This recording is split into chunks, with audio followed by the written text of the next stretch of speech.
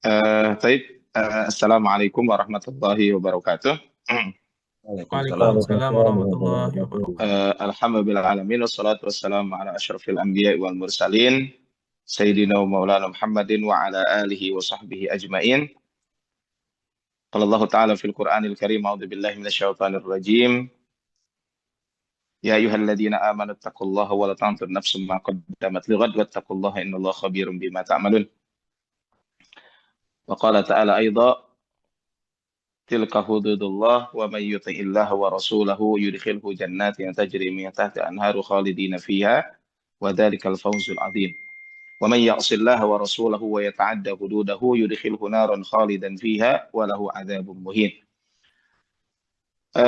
Yang sama-sama kita hormati Ustaz Dery ya, Ketua DPC, Bapak Ibu yang dirahmati Allah Subhanahu wa taala. Alhamdulillah di pagi hari ini kita bisa bertemu di kajian online ya, dan saya kira ini menjadi salah satu wasilah yang harus terus kita lakukan ya, mengadakan kajian-kajian baik yang bersifat internal termasuk juga eksternal, dan ini juga yang disampaikan oleh pimpinan kita bahwa ya apa namanya, kolam-kolam dakwah itu harus diperbanyak. Salah satu kolam dakwah ini adalah dengan adanya kajian-kajian seperti ini gitu ya. Sekali lagi ini adalah hal yang harus selalu kita perbanyak ya di dalam aktivitas-aktivitas kita.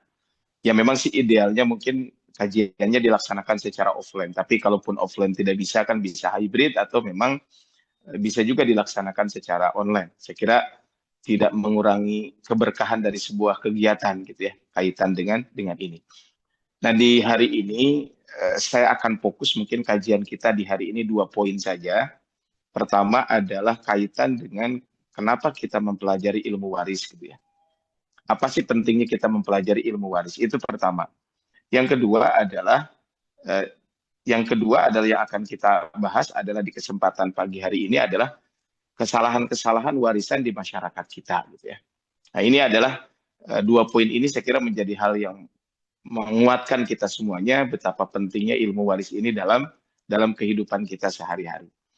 Nah, Bapak Ibu rahmatullah subhanahu wa taala, kalau kita berbicara tentang waris ini, kenapa kita wajib belajar ilmu faraid? Ya, kenapa kita wajib mempelajari ilmu waris? Ya. Ada beberapa poin penting kenapa kita mempelajari ilmu waris ini menjadi hal yang penting, menjadi hal yang wajib. Yang pertama adalah Bapak rahmat Allah Subhanahu wa taala, kalau kita berbicara tentang waris, maka ancamannya itu adalah tidak kekal di dalam neraka. Maksudnya apa? Maksudnya adalah ketika ada seseorang yang menolak hukum waris padahal dia mengetahui hukum itu, maka ancamannya adalah api neraka. Jadi kalau kita berbicara tentang ini, maka ini menjadi ayat yang penting. Tadi dibacakan ayat Al-Qur'an kaitan dengan ayat waris. Nanti akan saya bahas di poin kedua sebenarnya kaitan dengan ini. Tapi tadi ayat yang dibacakan An-Nisa ayat 11, 12, kemudian 176. Nah, sebenarnya ada 2 ayat di dalam Al-Qur'an, di dalam surat An-Nisa ini setelah tadi dibahas tentang ayat 11, ayat ke-12. Nah, sebenarnya ada ayat 13 dan 14. Nah, ayat ke-13 dan 14 ini adalah ayat yang berbicara tentang reward dan punishment. Ya, jadi ayat 13-14 ini adalah ayat yang berbicara tentang reward dan punishment. Ya, bagaimana ayat ini menceritakan tentang siapa yang melaksanakan ilmu waris dengan baik dan benar sesuai ketentuan syariat, maka baginya adalah syurga. Tetapi kata Allah di ayat ke-14, wa may ya'sillaha wa rasulahu. Siapa yang maksiat kepada Allah dan Rasulnya, wa yata'adda hududahu, dan dia menentang batasan-batasannya. Artinya adalah menentang hukum waris, tidak membagikan waris sesuai ketentuan syariat yang ada. Maka kata Allah Subhanahu wa taala, yudkhilhu naron khalidan fiha. Maka Allah akan masukkan mereka ke dalam api neraka yang dia kekal di dalamnya. Walahu adzabun muhin, dan baginya siksa yang menghinakan.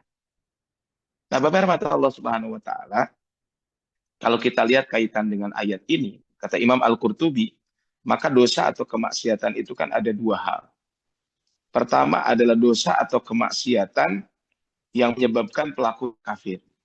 Dan yang kedua adalah dosa dan kemaksiatan yang tidak menyebabkan pelakunya kafir. Nah, ayat ini sesungguhnya adalah ancamannya kekal di dalam api neraka. Dan yang kekal di dalam api neraka siapa? Dia adalah orang kafir. Walaupun kita tidak bisa mengatakan, oh berarti orang yang tidak membagi waris secara ketentuan syariat langsung diponis api neraka. Enggak. Karena nanti mungkin ada beberapa golongan orang. Ada orang yang memang mungkin belum memahami tentang ilmu waris. Ada orang yang tidak tahu ancamannya seperti ini. Atau yang ketiga, ya, yang ketiga ini adalah ada orang yang memahami tapi dia tetap kecil. Nah tentu kenapa kita harus mempelajari apa kaitannya dengan kekal di dalam api neraka? Artinya bahwa disinilah pentingnya kita pahami tentang ilmunya.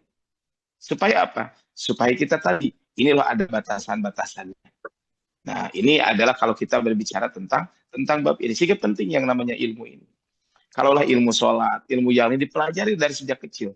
Kenapa ilmu waris tidak dipelajari dari sejak kecil? Kenapa kalau di masjid-masjid selalu ada pembahasan tentang ilmu ini, ilmu itu. Tapi kenapa kalau ayat waris kadang jarang membahasnya? Ini adalah kaitan dengan ini. Jadi sehingga pelajaran ini adalah sebenarnya apa? Untuk menyelamatkan seseorang dari api neraka. Itu yang pertama. Yang kedua, beberapa Allah Subhanahu wa taala, kenapa kita wajib mempelajari ilmu waris? Yang kedua adalah Allah menjelaskan langsung di dalam Al-Qur'an. Kita berbicara tentang ilmu-ilmu yang lain, ya zakat contohnya. Di dalam Al-Quran Allah tidak menjelaskan secara detail. Detailnya Allah sampaikan dalam Nabi. Contoh ketika berbicara tentang zakat pertanian. Wa'atu haqqahu yawma hasadih. Berikanlah haknya ketika hari panen. Maka tidak disebutkan berapa yang dikeluarkan dan lain sebagainya. Maka itu nanti akan disebutkan di dalam hadis Nabi Shallallahu Alaihi Wasallam. Ketika berbicara tentang sholat, ya, wa aqimus sholat, dirikanlah sholat. Bagaimana tata cara sholat, waktunya seperti apa, dan lain sebagainya, maka tidak disebutkan di dalam Al-Quran. Tetapi nanti akan disebutkan di dalam hadis Nabi Shallallahu Alaihi Wasallam. Nah, khusus untuk ayat waris ini, Allah secara langsung, Allah secara detail menjelaskan secara langsung. Tadi ayatnya dibaca oleh Qori. Bagaimana di dalam Al-Quran? Di sini adalah di dalam surat An-Nisa contohnya. Di ayat ke-11, kemudian ayat ke-12. Ya, ini adalah kaitan dengan ayat ini berbicara tentang secara detail. Bagaimana Allah Subhanahu wa taala menjelaskan apa? Menjelaskan tentang urutan. Kaitan dengan pembagian waris ini. Ya, ayatnya tadi disebutkan yusikumullahu fi auladikum. Ini di ayat ke-11. Walakum nisfu ma taraka azwajukum. Ini di ayat Ini di ayat ke-12, ya. Walakum nisfu ma taraka azwajukum illam yakunna walad. Ini ayat ke-12, ya. Kemudian tadi yastabtunaka qul la yuftikum fil kalalah di ayat ke-176.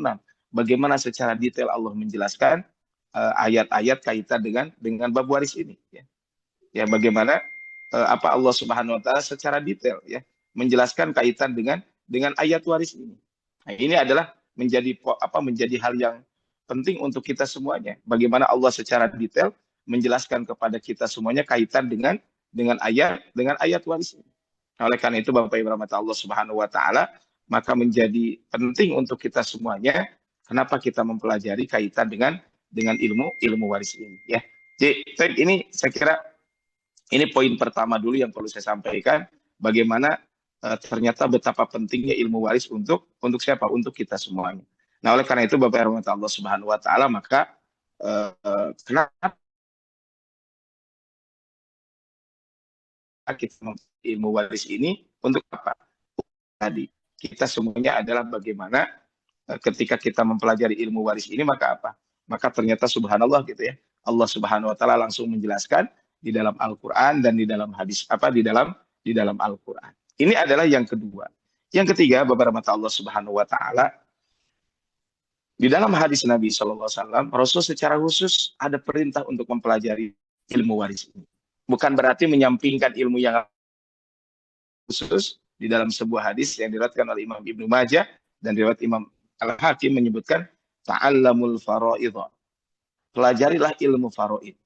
Artinya ada perintah secara langsung. Wa'allimuha, dan ajarkan. Nah, artinya ada perintah belajar dan perintah mengajarkan. fa innahu nisful ilmi. Karena sesungguhnya ilmu faraid itu setengah ilmu. Wa huwa yunsa, dan ilmu faraid ilmu yang dilupakan oleh orang.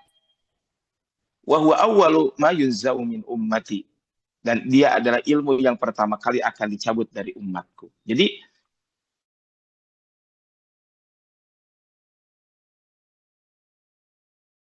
dan ajarkan untuk manusia. Jadi ada perintah langsung dari Allah dari Rasul Shallallahu Alaihi Wasallam.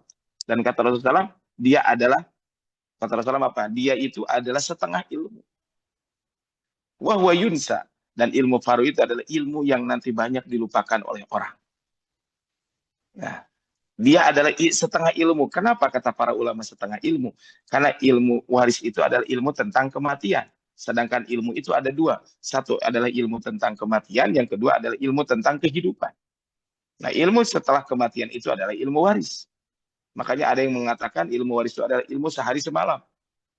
Dan dia banyak dilupakan. Apa banyak dilupakan? Dua makna dilupakan.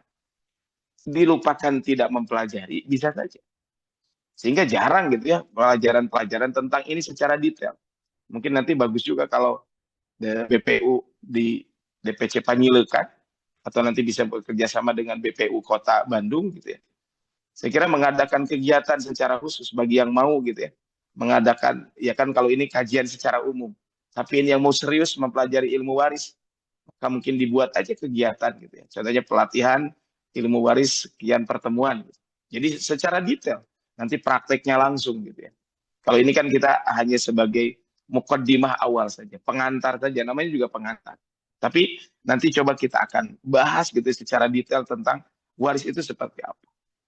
Nah, ini adalah dia ilmu yang banyak dilupakan. Tidak mau mempelajarinya, atau bisa jadi tidak mau mengamalkannya. Ribet dan lain sebagainya. Wa huwa al-walu ma yunza'u min ummati. Dan dia adalah ilmu yang pertama kali akan dicabut dari umatku. Yang keempat, Bapak rahmat Allah Subhanahu wa taala. Nah, yang keempat adalah memakan makanan yang haram. A'udzubillahi min dzalik. Kenapa kita harus mempelajari ilmu waris? Karena kita khawatir kita memakan makanan yang diharamkan oleh Allah Subhanahu wa taala. Nah, makanan yang diharamkan oleh Allah itu kan ada dua. Satu adalah dari zatnya. Saya kira teman-teman juga tidak mungkin memakan sesuatu yang diharamkan secara zat. Itu apa? Yang secara zatnya itu adalah makanan yang memang haram zatnya itu. Contoh adalah babi, kan nggak mungkin kita makan daging babi. Nggak mungkin kita minum khamr. Ya, sekarang lagi rame itu tentang apa? Di MBG gitu ya, ada tempat makannya atau apa gitu ya. Yang ada indikator, ada zat babinya, dan lain sebagainya. Nah, kita sangat berhati-hati bab ini.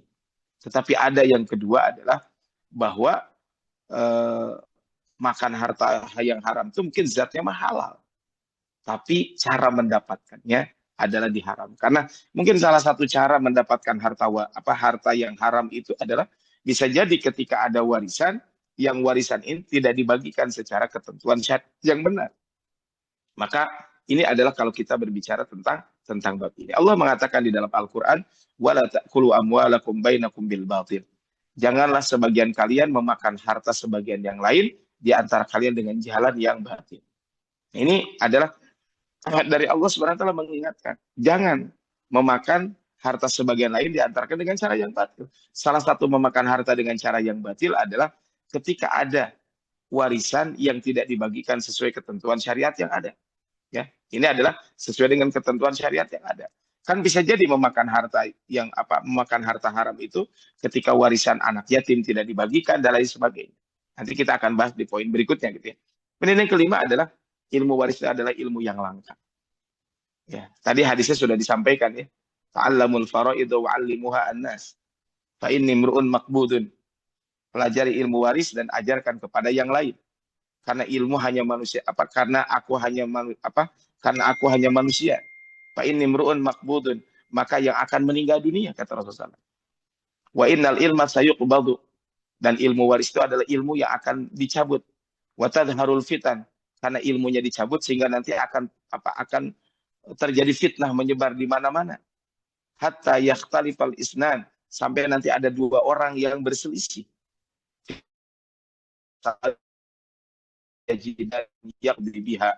yang mana tidak menemukan orang yang bisa menjawabnya. Ini adalah hadis Nabi SAW, hadis riwayat Imam Daruqutni dan Imam Hakim. Maka ini kan bisa jadi. Kadang ada orang permasalahan waris itu terjadi, tetapi apa? Tidak bisa ada orang yang menyelesaikannya. Nah, di hari ini kita sebagai kader-kader dakwah, kita sebagai anggota sebuah partai dakwah, maka tentu ini banyak problem di masyarakat. Mudah-mudahan kita menjadi solusi dari berbagai macam permasalahan yang ada di masyarakat itu. Itu apa? Salah satunya dengan kita mempelajari waris ini, sehingga mudah-mudahan dengan mempelajari ini apa ke depannya kita bisa mengajarkan kepada yang lain, dan ketika yang bertanya kita bisa memberikan solusi kaitan dengan bab ini. Kemudian berikutnya Bapak Ibu, ini sejajar dengan belajar Al-Quran. Jadi ternyata mempelajari waris itu sejajar dengan mempelajari Al-Quran. Maksudnya apa? Ini betapa pentingnya ilmu waris. Dalam sebuah hadis Rasul menyampaikan, hadis dalam sebuah perkataan Umar Ibn Khattab, mohon maaf, ta'allamul fara'idh, pelajari ilmu waris, kama tata'allamun Al-Quran, sebagaimana kalian mempelajari Al-Quran. Nah, ini adalah kalau kita berbicara tentang ini, bagaimana pentingnya kita ilmu waris itu sampai seperti itu. Yang ketujuh, mencegah perpecahan antar keluarga. Jelas perpecahan antar keluarga itu sering terjadi, biasanya apa? Kaitan dengan waris. Ketika kapan? Ketika waris itu tidak dibagikan sesuai dengan ketentuan syariat yang ada, maka biasanya akan menyebabkan terjadi perpecahan di sana sini. Kenapa? Sekali lagi adalah karena perpecahan ini terjadi dikarenakan masing-masing tidak mau membagi atau tidak mau melaksanakan pembagian warisan secara ketentuan syariat yang dibenarkan. Maka ini adalah biasanya akan terjadi perpecahan keluarga. Nah, biasanya ketika perpecahan ini kenapa? Karena ilmunya tidak tahu. Ketika ilmunya tahu, maka ini akan membawa keberkahan, dan tentu perpecahan ini akan bisa dihindari. Yang kedelapan, Bapak Ibu, mudah dan sederhana. Maksudnya apa? Ilmu waris itu bukan ilmu yang susah. Ilmu yang mudah. Nah, cuman kan perlu diulang-ulang terus. Kalau kita mempelajari ilmu waris memang ada matematik, tapi matematiknya cukup kelas berapa SD sekarang gitu. Ya kan, ini adalah hanya 1/8 ditambah sepersekian, nah dan seterusnya. Ini kan sesuatu yang sangat mudah sebenarnya kalau kita mau mempelajarinya. Cuman tinggal mau nggak mempelajari. Jadi ini adalah ilmu yang sangat mudah dan sederhana. Yang terakhir adalah banyak penyimpangan. Nah, hari inilah kita akan fokus di poin ke-9 ini. Penyimpangan-penyimpangan yang terjadi di masyarakat kita kaitan dengan waris. Mudah-mudahan dengan kajian ini, maka kalaupun kejadian di keluarga kita, maka kita segera memperbaikinya. Makanya tadi poin pertama, siapa yang maksiat kepada Allah dan Rasulnya. Ketika ada pembagian warisan yang salah, tentu tidak cukup, sorry ya saya melakukan kesalahan itu, enggak. Tapi bagaimana kita memperbaikinya, sehingga nanti ke depannya adalah tidak ada hal-hal yang terjadi. Saya sering sampaikan, ketika ada pembagian warisan yang sudah agak susah untuk menyelesaikannya, maka saya bilang, kalau kita selesaikan, setelah diselesaikan, kumpulkan keluarga. Setelah dikumpulkan keluarga, ajarkan ke mereka, bahwa ini tuh ada kesalahan sebelumnya, mari kita perbaiki ke depan. Nah, ini adalah karena banyak penyimpangan yang terjadi di masyarakat kita. Inilah kurang lebih kalau kita buat sederhananya, kenapa kita mempelajari ilmu waris ini. Satu, saya ulangi, ancamannya kekal di dalam neraka. Allah jelaskan langsung di dalam Al-Quran secara detail tentang ilmu waris ini. Nabi SAW memerintahkan kita untuk mempelajari secara khusus ilmu waris. Nah, kita kenapa mempelajari ilmu waris? Supaya kita tidak memakan harta yang haram. Dan bagaimana caranya supaya kita tidak memakan harta yang haram? Perlu ilmu. Nah, ilmunya adalah salah satunya ilmu waris yang akan kita pelajari. Kemudian betapa langkahnya ilmu waris. Mempelajari ilmu waris itu sejajar dengan mempelajari Al-Quran. Dan dengan kita mempelajari ilmu waris, maka sesungguhnya akan mencegah perpecahan di antara keluarga. Dan selama ini identik katanya ilmu waris itu susah dan lain sebagainya, ternyata ilmu waris itu adalah sederhana dan mudah. Dan tentu dengan kita mempelajari ilmu waris ini, karena untuk menghindari penyimpangan-penyimpangan yang terjadi di masyarakat kita. Bapak Ibu yang dirahmati Allah Subhanahu wa taala, ini adalah poin 1 yang akan saya sampaikan di kesempatan kali ini. Nah, baru sekarang kita masuk kaitan dengan warisan itu apa sih? Nah, ini kan sering jadi pertanyaan. Warisan itu apa sih? Nah, Bapak yang dirahmati Allah Subhanahu wa taala, kalau kita berbicara tentang warisan, maka warisan itu adalah 4 poin. Walaupun kalau kita perhatikan ada 3 poin penting. Pertama adalah perpindahnya hak kepemilikan. Jadi yang namanya warisan itu perpindahan kepemilikan. Nah, cuman perpindahan kepemilikan itu kan macam-macam. Nah, di sini adalah apa yang dipindahkan harta yang legal dan syar'i. Kenapa disebutkan harta yang legal dan syar'i? Maksudnya adalah perpindahan ini adalah hartanya yang memang harta yang halal gitu. Tidak, bukan harta yang haram. Maka kalau ada orang korupsi, maka hasil korupsinya, kemudian dia meninggal dunia, maka hasil korupsinya harus dikembalikan. Kan itu bukan harta yang halal. Jadi yang dipindahkan itu adalah harta yang halal. Makanya di sini poin pertamanya adalah berpindahnya hak kepemilikan harta. Makanya Bapak rahmat Allah Subhanahu wa taala, kalau kita berbicara tentang harta waris itu apa sih gitu ya? Harta waris itu satu, dipastikan harta yang legal, harta yang syar'i. Ya, gitu kaitan dengan ini. Jadi harta itu harus dipastikan dia harta yang halal, harta yang legal, ya. Ini harus dipastikan seperti itu. Sehingga apa? Sehingga nanti harus dipastikan bahwa memang itu adalah harta milik almarhum. Jadi perpindahan kepemilikan harta. Ini poinnya. Tentu karena kita sebagai seorang muslim, maka harus memastikan harta yang kita pindahkan itu adalah harta yang legal dan harta yang syar'i. Kemudian dari siapa? Dari orang yang meninggal dunia. Nah, artinya apa? Berarti perpindahan ini adalah perpindahan harta. Nah, perpindahan harta nanti berbagai macam. Ada dengan kompensasi, ada tanpa kompensasi. Kalau dengan kompensasi namanya jual beli. Tapi kalau tanpa kompensasi nanti ada hibah, ada wasiat, ada waris. Nah, makanya di sini dari orang yang meninggal dunia. Nah, kalau hibah kan perpindahannya adalah dari orang yang masih hidup. Kalau warisan perpindahannya adalah dari orang yang masih hidup, ya. Tapi dieksekusinya kalau sudah meninggal. Nah, makanya di sini dari orang yang meninggal dunia. Yang ketiga di sini adalah kepada ahli waris yang masih hidup. Nah, inilah 3 poin ini harus kita perhatikan. Jadi ada proses berpindahnya kepemilikan harta. Tentu hartanya harus legal dan syar'i, ya. Kemudian tadi dari siapa? Dari orang yang meninggal dunia. Kepada siapa? Kepada ahli waris yang masih hidup. Nah, inilah kalau kita berbicara tentang tentang warisan ini. Sehingga 3 poin ini adalah harus kita perhatikan bersama-sama. Sehingga dari sini maka ya kalau kita berbicara tentang warisan ini, maka dari sini dari pengertian ini kita bisa mengambil kesimpulan kata para ulama, rukun waris itu ada 3. Pertama adalah pemilik harta yang wafat. Nah, jadi ada yang disebut dengan pewaris atau pewaris, yaitu adalah pewaris itu maksudnya adalah orang yang meninggal dunia dan dia meninggalkan harta. Itu namanya muwaris. Yang kedua adalah al-waris.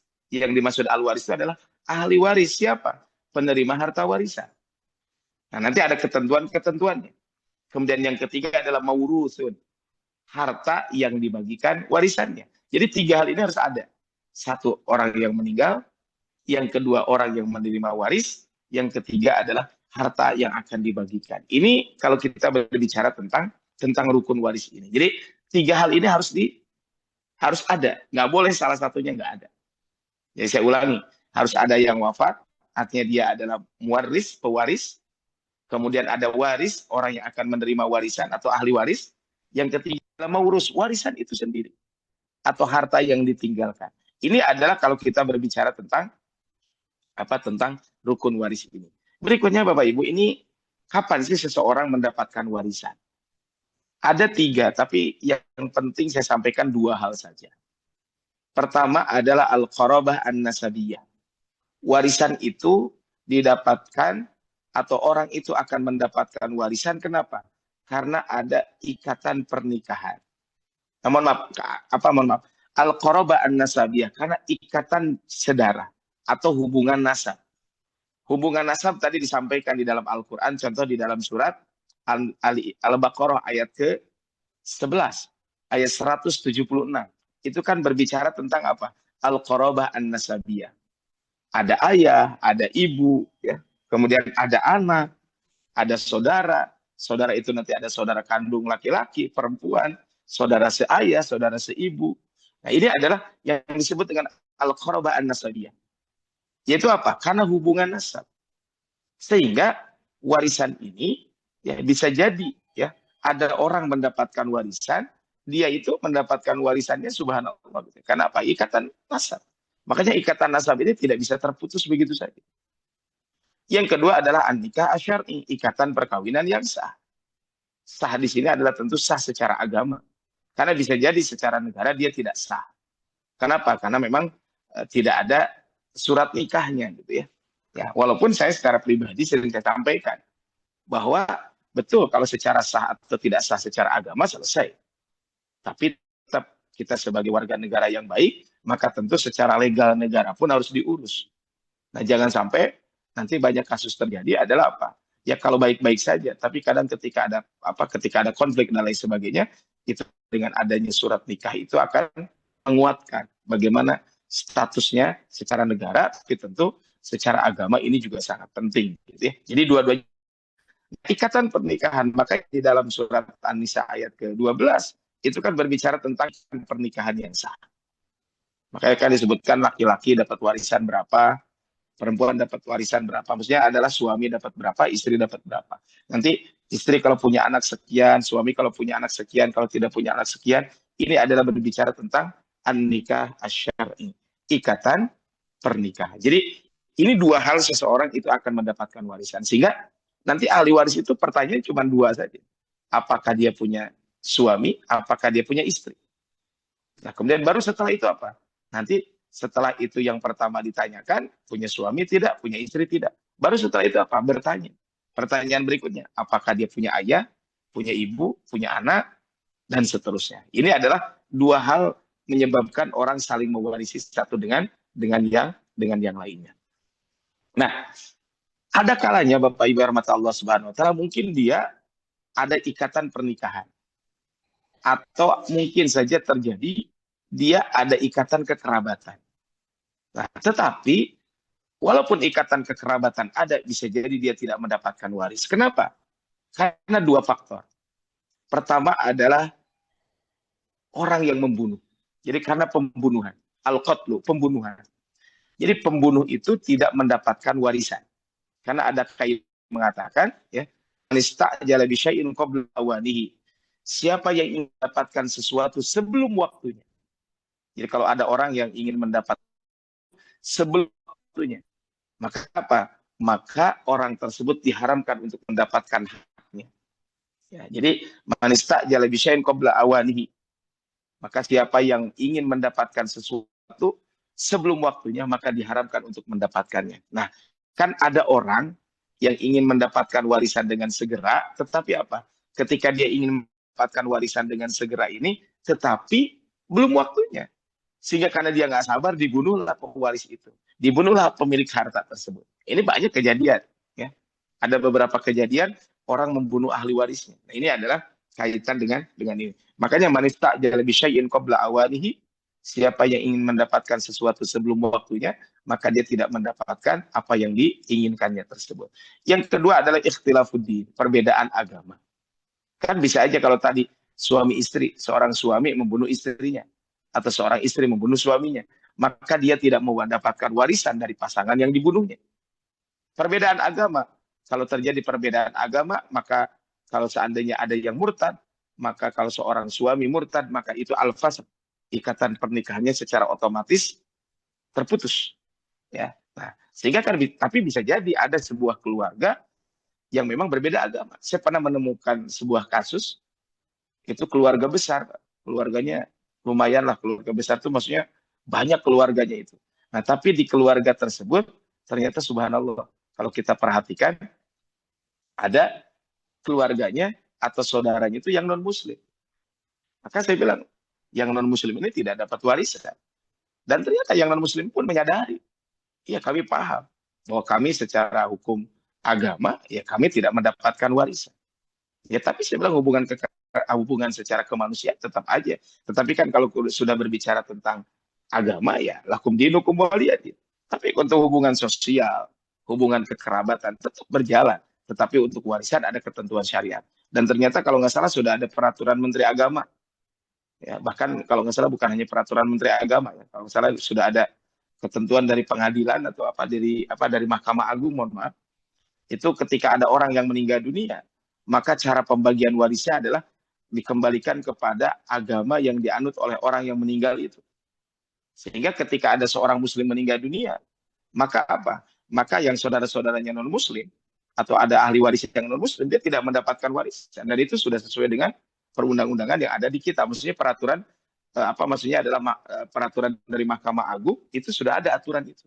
Nah, ini adalah ikhtilafuddin karena beda agama. Bukan berarti kita rasis dan lain sebagainya, enggak. Tapi ini memang ketentuan syariatnya seperti ini. Nah, ini adalah kalau kita berbicara tentang bab ini. Nah, Bapak rahmat Allah Subhanahu wa taala. Nah, kalau ada orang meninggal dunia, maka sebenarnya gini, ketika ada orang meninggal dunia, maka apa? Maka tidak seluruh aset yang ditinggalkan itu menjadi warisan. Maka yang pertama adalah ketika ada seseorang yang meninggal dunia, tidak seluruh asetnya adalah menjadi aset warisan. Karena ada hak almarhum sendiri yang meninggal dunia. Maksudnya adalah ada biaya pengurusan jenazah hingga dimakamkan, itu diambil dari harta peninggalannya. Jadi kalau ada orang meninggal dunia, maka biaya pengurusan jenazah itu diambil dari apa? Dari aset almarhum. Biaya rumah sakit dan lain sebagainya. Yang kedua adalah pemilik piutang. Maksudnya adalah jika mayit memiliki tanggungan hutang, maka pelunasannya diambil dari aset peninggalan almarhum itu. Yang ketiga adalah hak penerima wasiat. Jika mayit berwasiat sebelum wafat, maka wajib ditunaikan terlebih dahulu. Sebelum ada warisan dibagikan kepada ahli waris, barulah setelah itu ada hak ahli waris. Nah, bagaimana urutannya? Nah, ini mungkin urutannya. Ketika ada orang yang meninggal dunia, Bapak Ibu rahmat Allah Subhanahu wa taala. Kalau ada orang yang meninggal dunia, maka apa yang harus dilakukan? Nah, tentu ya yang pertama dilakukan yaitu pengurusan jenazah harus disegerakan. Ya, jadi pengurusan jenazah itu harus disegerakan. Ya, jadi ini adalah setelah jenazah itu dimakamkan, maka poin pertama dan ini yang paling sulit. Mungkin di kesempatan kita membahas secara khusus poin ini. Karena menurut saya poin ini poin yang paling penting. Di antara sering terjadi warisan itu di samping keilmuan dan lain sebagainya, ini adalah memilah dan memilih mana harta almarhum. Saya yakin Bapak Ibu juga kalau ditanya di sini ya, saya nggak tahu nih kalau ditanya di sini, apakah Bapak Ibu sudah bisa memisahkan mana harta suami, mana harta istri. Contoh mungkin di sini bapak-bapak dan ibu-ibu menikah. Ketika menikah belum punya apa-apa. Belum punya rumah, belum punya kendaraan, dan lain sebagainya. Hari ini punya kendaraan. Nah, itu kendaraan milik siapa? Nah, mungkin ini hal yang sederhana. Tapi ternyata dampaknya juga sangat sulit. Kalau tidak dipisah-pisahkan. Saya kemarin baru di sebuah keluarga gitu ya.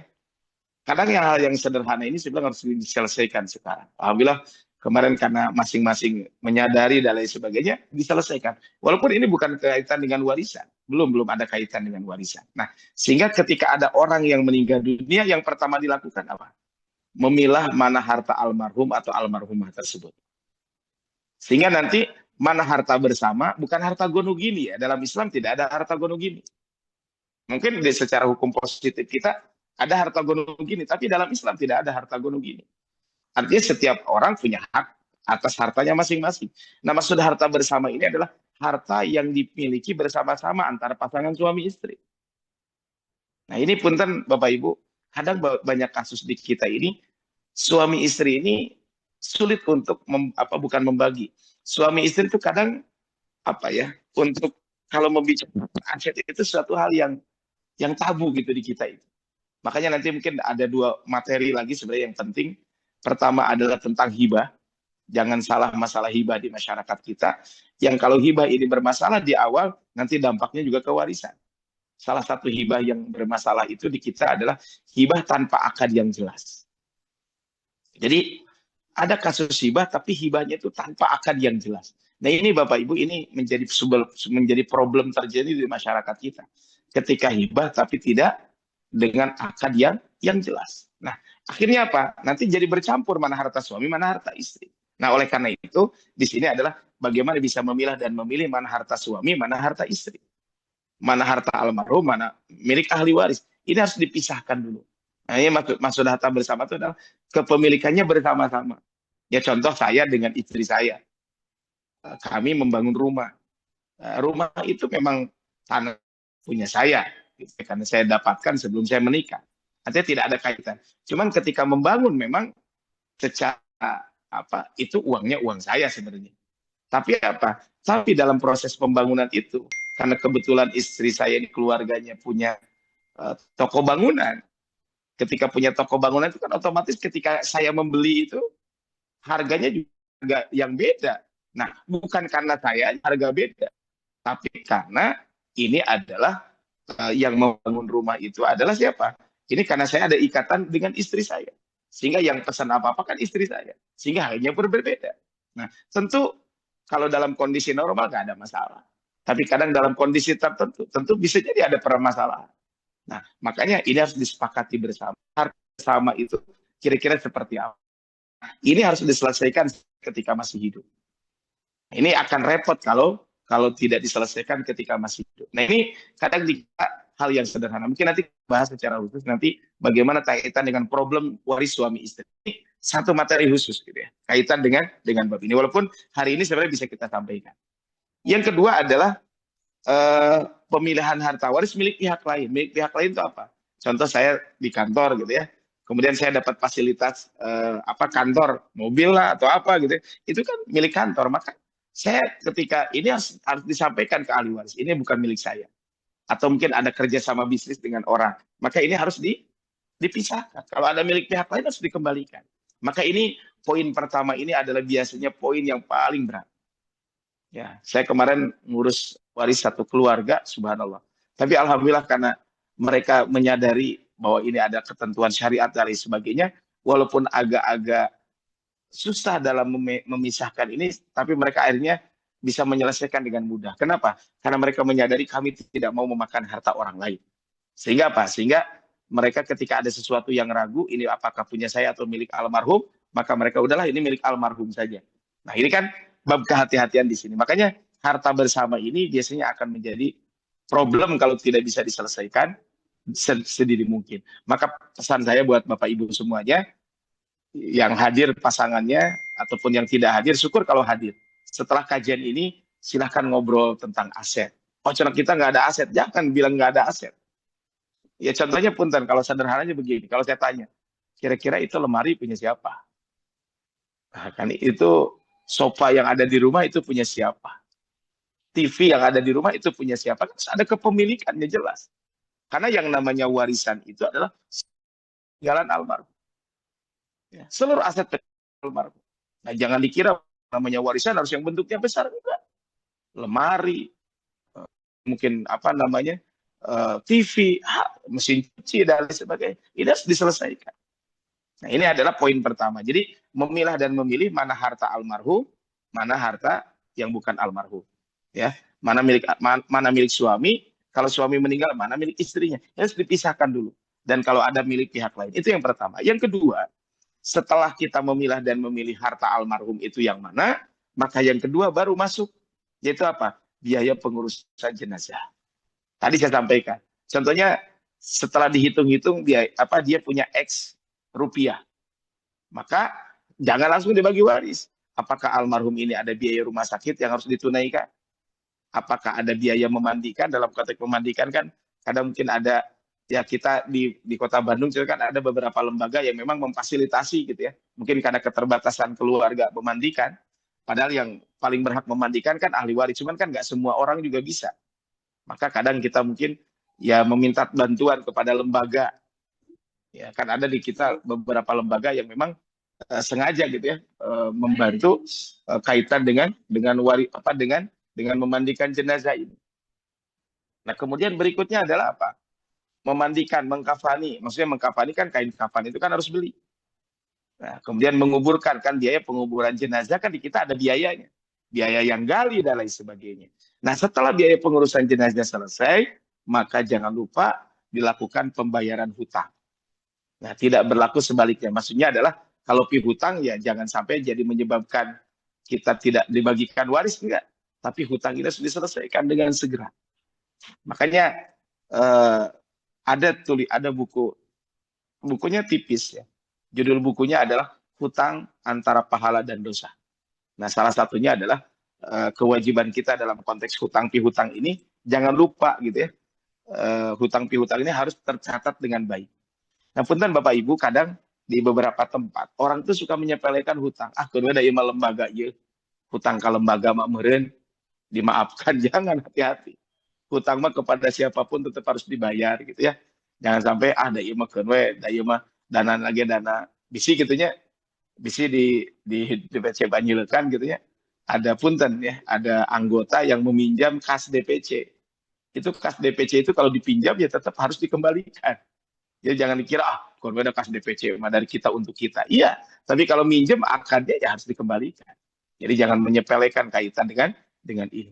Yang berikutnya adalah pelaksanaan wasiat.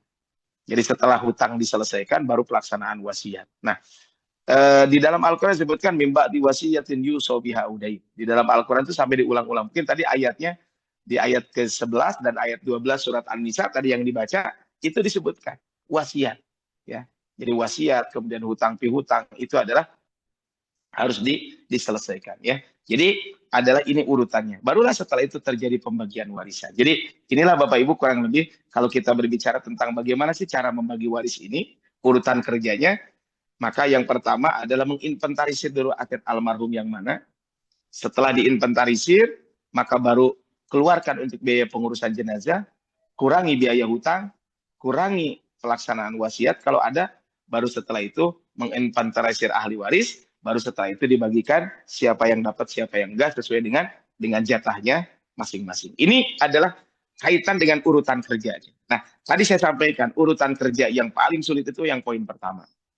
Dan biasanya juga sering terjadi masalah nanti adalah di poin kedua dan ketiga. Yaitu apa? Mohon maaf, poin 3 dan 4. Pembayaran hutang dan pelaksanaan wasiat. Nah, mungkin ini apa kaitan dengan ini. Nah, Bapak Ibu, siapa sih ahli waris ini? Ini kurang lebih ahli waris itu seperti ini ya. Jadi kalau kita mohon maaf. Kalau kita berbicara tentang ahli waris ya. Bentar. Nah, siapakah ahli waris ini gitu ya? Jadi kalau kita berbicara tentang ahli waris ini, nah, kalau kita berbicara tentang ahli waris ini, siapakah ahli waris ini? Nah, kurang lebih Bapak Ibu, kalau ahli waris ini adalah ini ya, kelihatan ya diagramnya. Kok kembali lagi. Nah, ini adalah kalau kita berbicara tentang ahli waris ini siapa gitu. Bentar. Nah, ini ahli waris ini ya. Jadi ahli waris ini kalau tadi dilihat di dalam Al-Quran, itu nanti ada yang jalurnya adalah jalur pernikahan. Ini adalah suami istri yang berwarna merah. Kemudian ada jalur kekerabatan. Nah, kekerabatan ini ada yang warna hijau, ada yang warna orange, gitu ya. Ada yang warna biru, ada yang warna kuning. Nah, yang warna kuning itu adalah jalurnya adalah jalur yang disebut dalam bahasa fikih itu namanya jalur furu, cabang. Cabang itu adalah anak perempuan, anak laki-laki, cucu perempuan dari anak laki-laki dan cucu laki-laki dari anak laki-laki. Nah, ada yang disebut jalur apa? Ada jalur yang oranye ini adalah ini yang disebut dengan usul. Usul ini adalah pokok, yaitu ayah, ibu, ibunya ibu, ibunya ayah, dan ayahnya ayah atau kakek ya, kakek dari ayah, nenek dari ibu, ya, nenek dari ayah, mohon maaf, dan nenek dari ibu. Ini yang disebut dengan usul. Nah, kemudian ada yang berwarna hijau dan warna biru. Nah, ini adalah warna hijau dan warna biru, itu adalah ini yang disebut dengan hawashi. Itu adalah ada saudara kandung, saudara seayah, saudara seibu, ya, dan ada jalur paman. Tadi ini disebutkan di surat An-Nisa, ya, di ayat ke-176. Yastabtuna kakuliliyaftukum fil kalana. Ini adalah kaitan dengan kalala. Kemudian juga tadi di ayat An-Nisa di ayat ke-11 itu disebutkan tentang jatah saudara atau saudari perempuan, gitu ya. Ini konteksnya kaitan dengan ahli waris, dengan ahli waris itu seperti ini. Saya berharap Allah Subhanahu wa taala, ini kalau kita berbicara tentang ahli waris. Di sini ada yang non ahli waris. Ya. Ada di kita seolah-olah ini ahli waris, padahal ini bukan ahli waris. Siapa sih yang bukan ahli waris ini? Yang bukan ahli waris ini satu adalah anak angkat, anak asuh. Ini bukan ahli waris. Jadi kalau ada anak angkat itu bukan ahli waris. Anak tiri itu maksudnya adalah anak bawaan. Kalau ada janda dengan duda menikah, kemudian janda ini punya anak bawaan atau duda ini punya anak bawaan, maka dia bukan ahli waris. Kemudian mantan suami atau mantan istri ini juga bukan ahli waris ya. Kalau terjadi perceraian, makanya tadi karena ikatan pernikahan. Kenapa anak angkat dan anak tiri ini bukan ahli waris atau anak asuh? Karena dia tidak ada hubungan kekerabatan. Kemudian keponakan perempuan. Nah, keponakan perempuan ini memang ada hubungan kekerabatan, tapi secara warisan dia bukan ahli waris. Kemudian keponakan dari saudara perempuan. Karena dia nanti bukan termasuk ahli waris ya. Ini mertua atau menantu. Mertua atau menantu ini kan tidak ada hubungan kekerabatan. Saudara ipar sama. Ini saudara ipar juga tidak ada hubungan kekerabatan. Maksudnya kekerabatan itu adalah hubungan nasab. Cucu dari anak perempuan, paman, bibi, jalur ibu. Jadi paman atau bibi jalur ibu itu bukan ahli waris. Nah, saudara ayah lain ibu, maksud saudara lain ayah lain ibu kan sok ayah di kita namanya karena saking dekatnya seolah-olah dia adalah saudara. Nah, ini adalah poinnya yang kita sampaikan. Tapi Bapak Ibu di sini poin kedua yang akan saya sampaikan adalah tentang apa? Tentang penyimpangan warisan yang ada di masyarakat kita. Ini bisa lebih, Pak, bisa kurang. Nanti Bapak Ibu bisa menambahkan, bisa mengurangi, silakan. Ada 11 penyimpangan pembagian warisan di masyarakat kita. Yang pertama adalah anak laki-laki dan perempuan disamaratakan. Nah, ini adalah tentu tidak dibenarkan. Saya kemarin baca tulisannya Dr. Oni Syahroni ya. Termasuk juga tulisannya Ustaz Farid Nu'man ya. Mungkin ada teman-teman yang ikut tanya jawab syariah ya. Nah, kalau teman-teman juga insya Allah di DPD juga, di DED kita memfasilitasi bagi teman-teman yang mau tanya jawab. Kita sudah buat grup ya, grup tanya DED. Tanya DED itu sebenarnya salah satu tujuan utamanya juga adalah sebenarnya tanya kaitan dengan syariah. Ya, jadi mangga yang bapak-bapak nanti kita buatkan grup bapak-bapak, yang buat ibu-ibu, grup ibu-ibu. Kenapa gitu dipisahkan? Karena mungkin kadang ada pertanyaan yang khusus bapak-bapak, yang mungkin kalau ditanyakan ada ibu-ibu kurang pas. Atau ada pertanyaan ibu-ibu yang ditanya di bapak-bapak mungkin kurang pas. Mangga. Atau bisa japri ya. Kita sudah memfasilitasi juga ada beberapa nomor khusus gitu ya. Kaitan dengan syariah, kalau untuk masalah perempuan mungkin ini sensitif, maka bisa ditanyakan, nanti ada ustazah yang insya Allah bisa menangani tentang itu.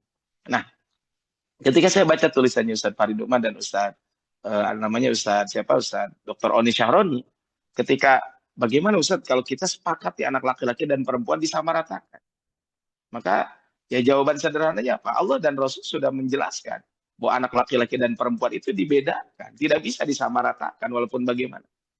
Tidak bisa disamaratakan lantas kan udah ini mah kita sudah sepakat. Enggak, ayatnya jelas tadi dibacakan oleh Qori di surat An-Nisa ayat 11. Allah wasiatkan tentang pembagian harta waris untuk anak-anakmu. Bagian anak laki-laki setara dengan bagian dua anak perempuan. Kalaupun memang akan dibagi rata, tanda petik gitu ya, maka bukan caranya dibagi rata di awal. Tapi bagikan secara ketentuan syariat. Kalau sudah dibagikan, ya nanti kalau mereka mau membagi kepada keluarganya, bablai. Saya punya dapat warisan 1 juta. Saudara perempuan saya 500.000. Ya kalau sudah dibagikan, saya mau ngasih ke saudara saya, itu mah bablai. Maka ini yang pertama. Di kita ini banyak yang kejadian apa? Warisan anak laki-laki disamaratakan dengan warisan anak perempuan. Tentu ini tidak dibenarkan di dalam syariat. Kenapa? Karena ada aturan syariat. Gimana kalau sudah disepakati? Walaupun disepakati tetap tidak boleh. Kenapa? Karena ada aturan syariatnya. Jadi ibaratnya begini, warisan itu adalah kan gini, kalau orang tua saya punya harta, itu kan harta orang tua saya. Kalau orang tua saya meninggal dunia, itu sudah bukan punya dia lagi, tapi milik Allah yang akan dibagikan kepada kita. Jadi Allah lah yang berhak untuk membagikan itu. Maka Allah menurunkan ayat tentang waris. Sehingga tidak boleh ada apa antara anak laki-laki dan perempuan disamaratakan. Itu yang pertama. Yang kedua, Bapak Ibu, ini yang banyak terjadi di kita. Menunda-nunda pembagian warisan. Nah, ini sebenarnya poin kedua, 3, 4 ini nyambung satu dengan yang lain. Nah, menunda pembagian warisan itu biasanya karena 2 faktor.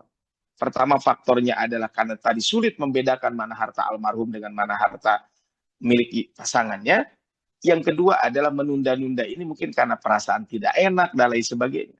Kan masih ada ibu, kan masih ada bapak. Nah, ini adalah menunda-nunda pembagian warisan. Bapak hormat Allah Subhanahu wa taala, kalau kita perhatikan kenapa orang itu menunda pembagian warisan. Pertama, biasanya alibinya untuk menguasai, ada juga. Sengaja ditunda-tunda seperti dia ingin menguasai. Yang kedua, kadang di kita nanti nunggu laku dijual. Nanti kita akan bahas secara khusus tentang ini. Yang ketiga, kadang menunggu ayah ibunya wafat. Kan kita ibunya sudah wafat, ayahnya masih ada. Atau ayahnya sudah meninggal, ibunya masih ada. Sehingga apa? Ah, nggak usah dibagikan dulu, nanti aja. Nah ini kan mungkin saja terjadi di kita. Atau pesan jangan dibagikan. Kita sering mendengar ketika seorang ayah meninggal, kemudian kata ayahnya, pokoknya mah jangan dibagikan dulu lah. Cewek nunggu si mama maut. Atau si mamanya meninggal dunia, jangan dibagikan dulu. Nanti nunggu ayah meninggal dunia. Nah, kadang atau sering mengatakan begini, jangan dibagikan lah. Kalau ayah meninggal dunia, ini jadikan saja jadi base camp. Jadikan saja tempat kumpul keluarga. Nah, kan ada pesan-pesan seperti itu. Padahal Bapak Rahmat Allah Subhanahu wa taala, ini tadi saya sampaikan. Kenapa kita harus membagi waris kan? Kenapa mempelajari waris? Nah, ancaman kata berat Bapak Ibu. Kita kalau tidak membagi waris sesuai ketentuan syariat yang ada, kita khawatir termasuk memakan harta anak yatim. Anak yatim itu jangan berpikir orang lain. Jangan-jangan anak yatim itu orang di sekeliling kita. Kalau seorang suami meninggal dunia, istrinya punya anak yang masih kecil. Kalau tidak dibagi waris sesuai ketentuan syariat, gimana kalau harta waris itu habis? Padahal belum dibagikan dulu. Ya. Nah, maka apa? Ini kan bisa jadi terjadi seperti itu. Jadi menunggu apa tadi memakan harta anak yatim. Walaupun tentu kalau anak yatim bukan berarti nanti begitu dapat warisan langsung dikasihkan ke mereka, enggak. Ketika meninggal dunia kan bisa aja asetnya diambil oleh walinya, dipegang oleh walinya, kemudian setelah dipegang oleh wali gimana? Ya udah, nanti ada kebutuhan tinggal keluarkan di situ. Ini kan memakan harta anak yatim. Yang kedua, memakan harta haram. Naudzubillahi min dzalik. Kan berbahaya juga kalau kita sampai memakan harta yang haram. Yang ketiga, kalau tidak membagi waris sesuai ketentuan syariat, jangan-jangan kita orang yang khianat. Sedangkan orang mukmin disebutkan adalah walladzina hum li amanatihim wa ahdihim ra'un. Ya, ini adalah kalau kita berbicara tentang ini, tidak amanah. Atau bisa jadi zalim. Ya. Zalim maksudnya apa? Zalim itu kan tidak membagikan kepada orang yang berhak. Kan contohnya harusnya dia dapat warisan, tapi dizolimi oleh saudaranya. Atau naudzubillahi min dzalik termasuk orang munafik. Kenapa? Karena orang munafik itu adalah disebutkan, tanda orang munafik itu ada 3. Salah satunya apa? Wa idza tumina khana. Apabila diberikan amanah dia khianat. Berarti dia termasuk orang yang khianat. Ini makanya kalau kita berbicara tentang ini ayat-ayat tentang waris, ya, ayat-ayat tentang memakan harta anak yatim. Di ayat ke-10, sebelum ayat waris tadi dibacakan, maka ayat 10, ayat sebelum ayat 11 itu disebutkan apa? Orang yang memakan harta anak yatim dengan cara zalim. Nah, dengan cara zalim bisa jadi memakan harta anak yatim itu adalah dengan ketika orang tidak membagi waris sesuai ketentuan syariat yang ada. Innal ladzina ya'kuluna amwalal yatama dzulma. Sesungguhnya orang-orang yang memakan harta anak yatim dengan cara zalim. Innama ya'kuluna fi butunihim nara. Sebenarnya mereka itu menelan api sepenuh perutnya. Wa sayaslawna sa'ira. Dan mereka akan masuk ke dalam api yang menyala-nyala. Ini adalah memakan harta anak yatim. Memakan harta yang haram tadi sudah disampaikan ayatnya.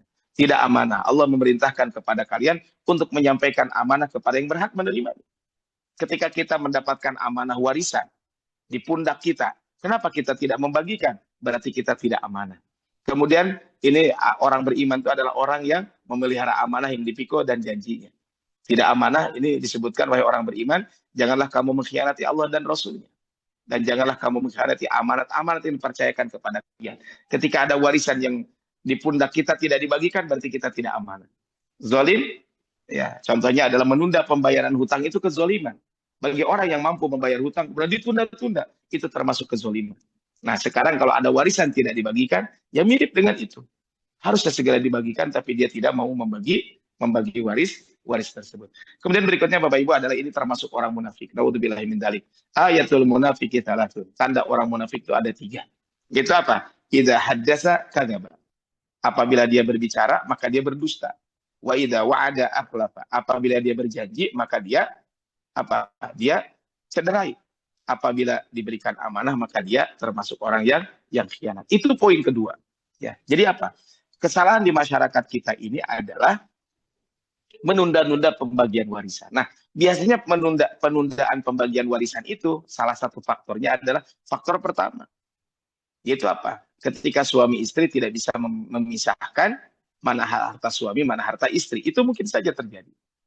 Yang ketiga adalah harta suami istri. Maksudnya apa? Ketika harta suami istri tercampur, nah ini jadi problem. Problemnya apa? Akhirnya warisan tidak dibagi-bagikan. Nah, padahal dalam Islam, gini Pak, harta itu kan ada 3. Ada harta bersama, Ada harta bawaan, ada harta gonogini. Harta gonogini dalam Islam tuh nggak ada. Harta bawaan maksudnya saya sebelum nikah punya harta. Istri saya sebelum nikah punya harta. Saya dapat warisan dari ibu saya. Istri saya dapat warisan.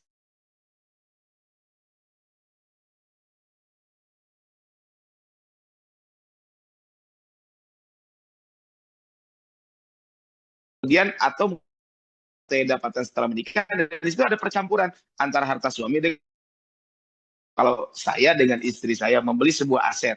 Sebagian dari istri saya, sebagian dari suami dari saya. Nah kan di sini berarti ada harta bersama. Nah dalam harta bersama itu ada aturannya.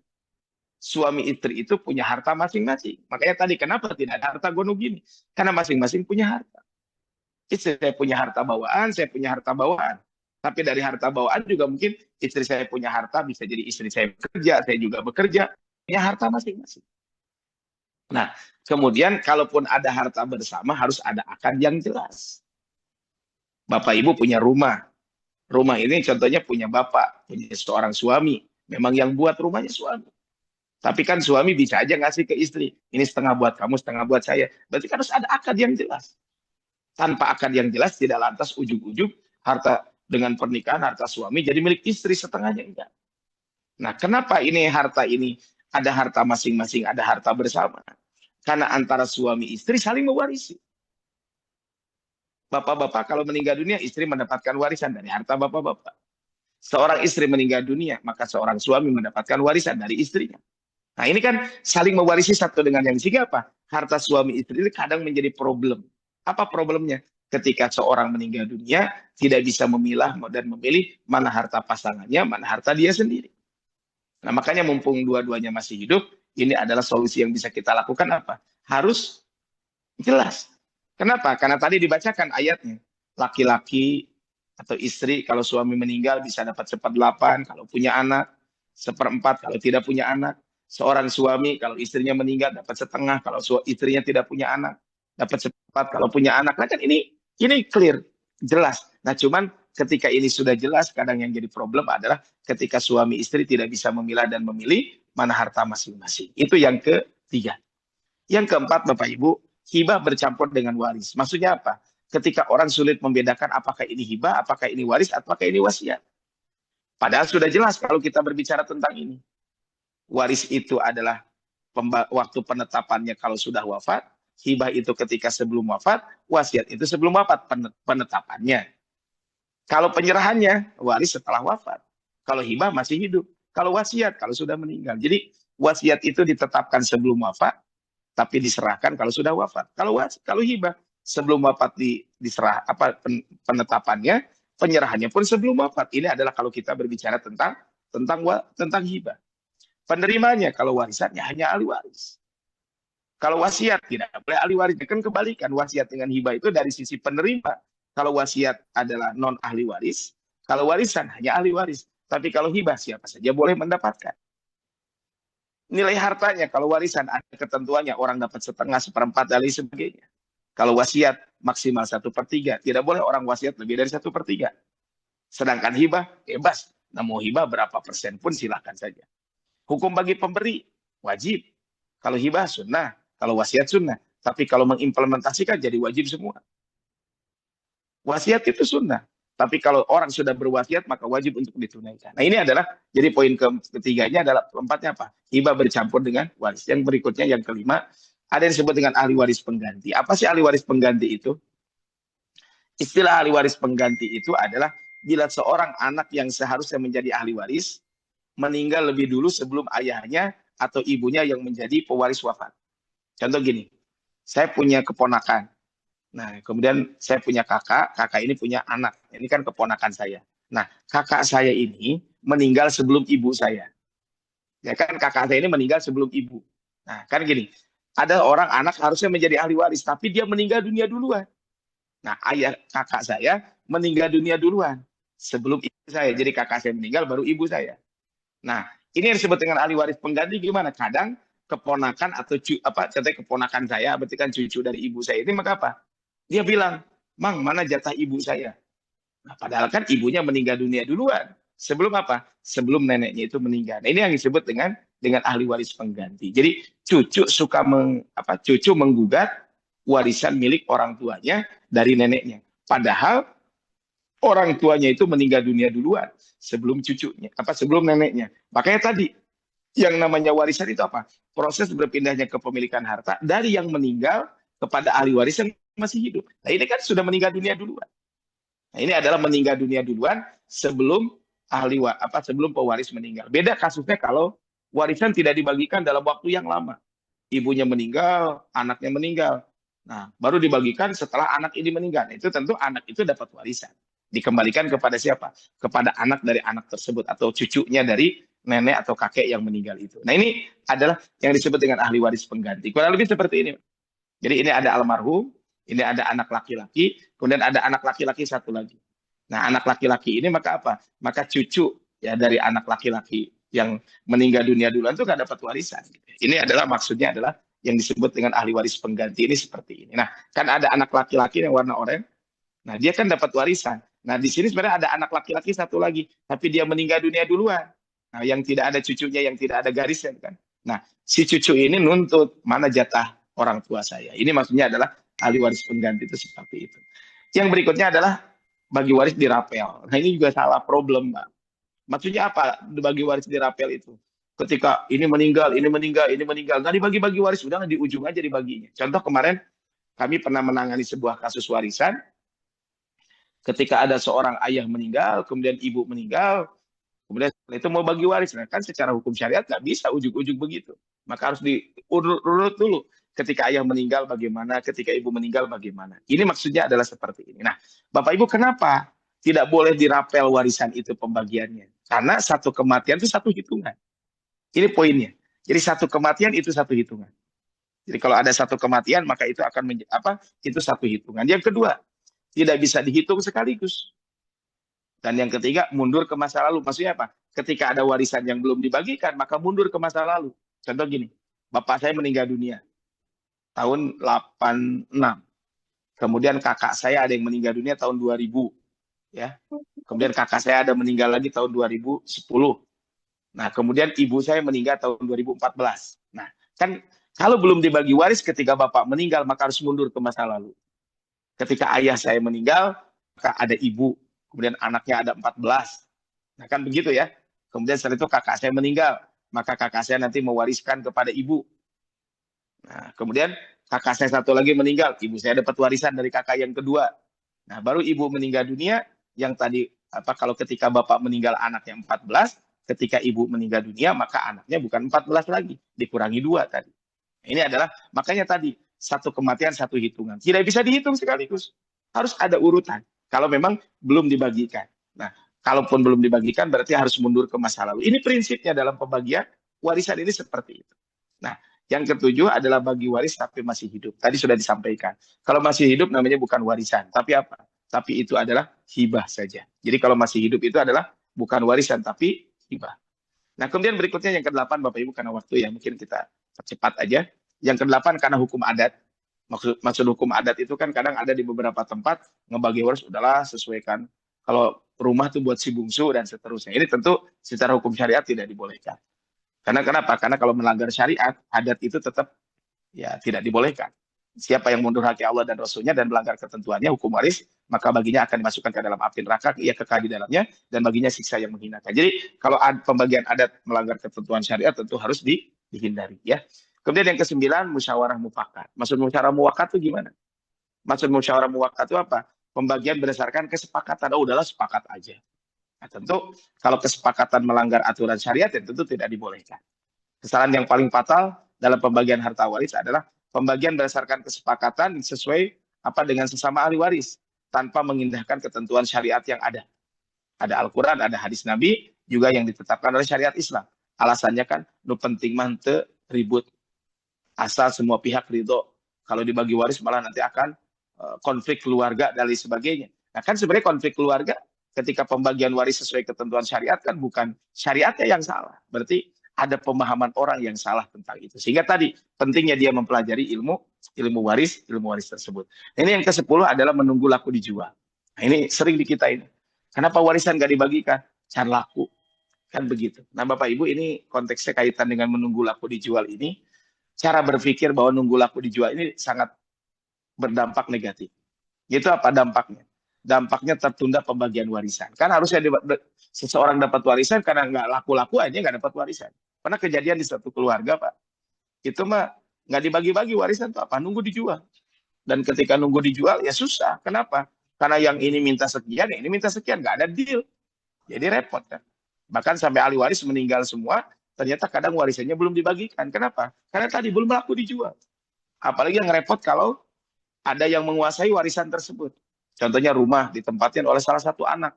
Ketika nunggu laku dijual kan akhirnya Pak anak itu ya selalu pengen harga yang paling tinggi. Ya sedang pasaran kan nggak setinggi itu contohnya. Ini kan problem. Dampak lain kezoliman, penguasaan milik orang lain. Ketika nunggu laku dijual nggak dibagi-bagi, ya nanti yang dizolimi siapa? Ada yang terzolimi. Mungkin ada orang yang butuh. Biasanya rumah warisan dikuasai oleh salah satu calon ahli waris. Dia tidak segera membagi rumah dengan alasan belum laku dijual, padahal calon ahli waris yang lain terzolimi karena tidak segera mendapatkan hak warisnya. Gimana tuh solusinya? Solusinya adalah yang dibagi bukan uang. Kalau memang susah dijual, yang dibagi hartanya. Kalau wujud hartanya bukan uang, contohnya tanah, ya udah dibagikan aja tanahnya. Sehingga nanti bisa menggarap masing-masing. Maka yang dibagi-bagi adalah saham kepemilikan. Sesuai dengan komposisi hak masing-masing. Kan ada satu keluarga, dia punya usaha. Saya bilang ini usaha ini kalau dibagi waris kan, maksudnya kalau dipecah-pecah kan jadi masalah. Saya bilang udah gini aja, dibagikan saham masing-masing, maka usaha tetap dijalankan. Sehingga nanti tinggal ya yang tadinya milik orang tua, sekarang kepemilikan bukan orang tua lagi, ini milik ahli waris ini sekian persen, sehingga nanti bisa dibagi hasil. Nah, dalam hal ini manakala wujud warisan berupa tanah atau rumah, maka tidak perlu dibelah, dipetak-petak. Biar saja rumah atau tetap sebagaimana adanya, namun dibagi saham kepemilikan. Kalau sebelumnya tanah milik orang tua, milik perorangan, tapi sekarang ada jadi milik ahli waris. Yang terakhir Bapak Ibu, parameter yang keliru. Apa maksud parameter yang keliru? Maksudnya adalah kadang membagi waris itu sering orang itu berdasarkan jasa.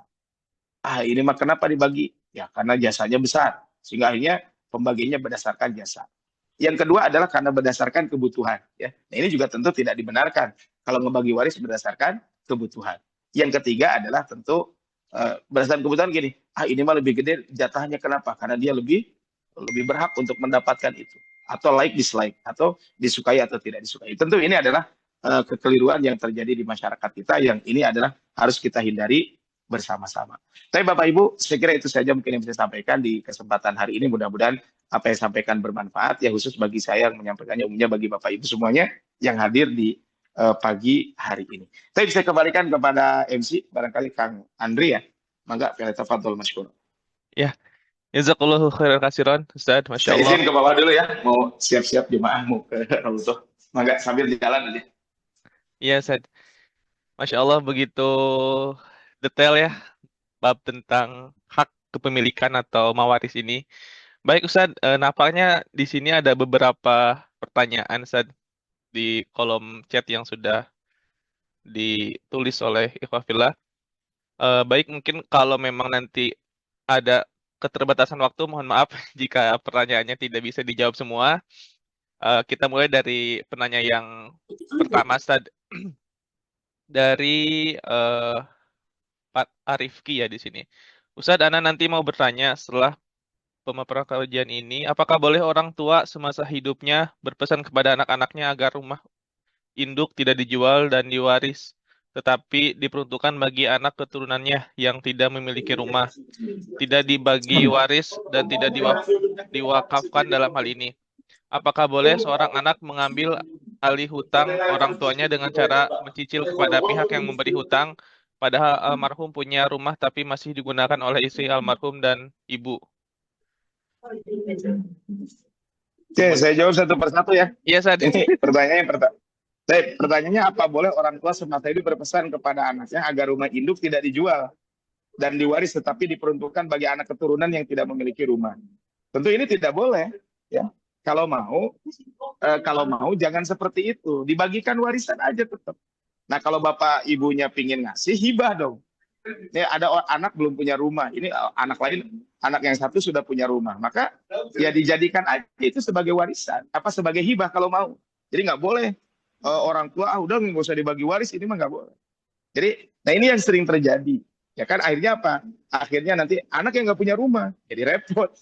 Makanya kalau memang mau memberikan, berikan ketika masih hidup. Tidak dibagi waris dan tidak diwakafkan. Apalagi kan, jadi sumber konflik sering terjadi. Ini rumah milik bersama. Ya nggak bisa, nanti siapa yang akan membangun dan lain sebagainya.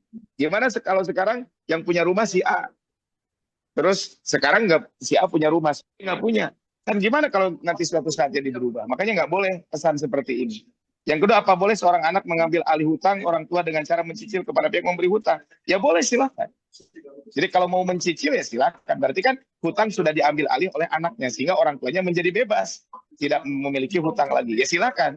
Kalau memang mau diambil alih hutangnya oleh anaknya. Tetapi dalam hukum fikih, maka hutang itu diambil dari aset almarhum. Tapi kalau mau diambil oleh anak itu kebaikan. Nah, yang sering jadi problem di kita itu adalah ketika ada hutang, tapi aset yang ditinggalkan lebih sedikit dibanding hutang. Contoh gini, orang punya hutang 1 miliar, asetnya 500 juta. Kan berarti dia masih minus 500 juta. Nah, siapa yang wajib membayarkan hutangnya? Maka sebenarnya secara hukum fikih, itu tidak ada yang wajib membayarkan hutang. Dalam konteks, beda yang wajib ya. Kan selama ini, kalau orang punya hutang 1 miliar, aset 500 juta, maka ahli waris yang wajib membayarkan. Itu salah. Bukan wajib membayarkan, tapi kebaikan ahli waris untuk membayarkan. Itu ya. Jadi bedakan antara kewajiban dengan apa? Dengan kebaikan. Jadi itu mah kebaikan aja. Jadi kalau ada ahli waris yang memang mau membayarkan hutang, itu mah sekali lagi adalah kebaikan. Tapi kalau ada aset yang ditinggalkan, maka dia harus membayarkan hutang itu dari aset almarhum. Nah, kalau tidak dibagikan ahli waris dosa tuh kalau itu. Kalau ada aset tidak dibayarkan hutang. Nah, kalau sekarang ahli waris mengambil alih hutang kemudian dicicil, mangga berarti hutangnya sudah berpindah. Sehingga apa? Sehingga nanti orang tua yang meninggal sudah tidak punya hutang. Nah, yang jadi problem ketika nyicil, yang nyicilnya keburu meninggal. Nah, berarti dia punya hutang. Nah, seperti itu. Nah, saran saya buat kita semuanya, saya Bapak Ibu semuanya, kalau punya hutang, baiknya hutang kita ini jangan melampaui aset yang kita miliki. Sehingga apa? Sehingga ketika kita meninggal dunia, selesai urusan hutang. Kalau kita meninggal dunia, urusan hutang kita menjadi selesai. Ini adalah poin yang harus kita sampaikan kajian dengan bab ini. Itu barangkali ya, kalau lebih soal. Kang Andre sebentar. Kalau memang nanti waktu tidak cukup ya, kalau waktu tidak cukup, nanti boleh japri ke saya lah. Ada pertanyaan-pertanyaan, atau mungkin di grup tanya DED juga boleh ya. Kalau yang sifatnya umum, tapi kalau sifat personal mungkin nanti bisa japri ke saya atau ke asatidz yang lainnya. Itu mangga kalau ada pertanyaan berikutnya. Siap Ustadz, jazakallah Ustadz. Baik, dari Arifki sudah terwakili ya pertanyaannya. Baik, selanjutnya ada pertanyaan dari Kang Robi dan Teh Putri ya. Afwan izin bertanya Ustadz, kalau seorang ibu meninggal, ia sudah tidak punya orang tua, maka ada suami dan hanya punya 2 anak perempuan. Saudara kandungnya sudah meninggal semua, hanya dari saudara kandung laki-laki mempunyai 1 anak laki-laki dan 1 anak perempuan. Dan dari saudara kandung perempuannya mempunyai 2 anak laki-laki. Bagaimana pembagian warisnya? Syukron jazakallahu khairan katsiran. Ini nampaknya sudah jelas tadi ya di pembagian di slide yang tadi Ustadz sampaikan. Tapi kalau mau dijawab lebih detail lagi, monggo Ustadz. Pertanyaan, mic-nya unmute Ustadz. Gak ada. Bentar. Seorang ibu meninggal, ia sudah tidak punya orang tua, masih ada suami dan hanya punya 2 anak perempuan. Saudara kandungnya sudah meninggal semua, hanya ada saudara kandung laki-laki. Saudara kandung? Hanya ada saudara kandung laki-lakinya mempunyai 1 anak laki-laki dan 1 anak perempuan dari saudara kandung perempuannya. Ya, maksudnya gimana ya? Saya kurang paham. Mungkin Kang Robi nanti bisa telepon saya ya biar jelas, atau mungkin open mic aja biar jelas. Saudara kandungnya sudah meninggal semua. Hanya dari saudara kandung laki-lakinya mempunyai 1 anak laki-laki dan 1 anak perempuan. Oh, paham. Bagaimana pembagian warisannya? Yang jelas orang tua sudah tidak ada. Berarti kan di sini ada suami. Suami dapat 1/4. 2 anak perempuan dapat 2 anak perempuan dapat 2/3. Jadi kan seperti itu ya. Jadi ini 2 anak perempuan dapat 2/3. Nah, kalau memang kasusnya seperti ini, nah yang dapat warisan nanti sisanya adalah untuk anak saudara kandung laki-laki Jadi anak laki-laki dari saudara kandung laki-laki saja. Yang lain nggak dapat warisan. Itu ya. Yang dapat warisan cuma itu saja. Ya. Jadi anak dari saudara, anak laki-laki dari saudara kandung laki-laki itu aja yang dapat warisan. Jazakallah Ustaz. Mungkin dua pertanyaan lagi Ustaz ya sebelum diakhiri. Boleh, Bangga. Nggak apa-apa kalau masih ada pertanyaan juga. Oh gitu. Jadi saya ulangi ya. Pertanyaan dari Kang Rifki ya. Tapi kalau teman-teman mau beraktivitas itu bab lain. Jadi tadi ya, jadi suami dapat 1/4, ya 2 anak perempuan dapat 2/3.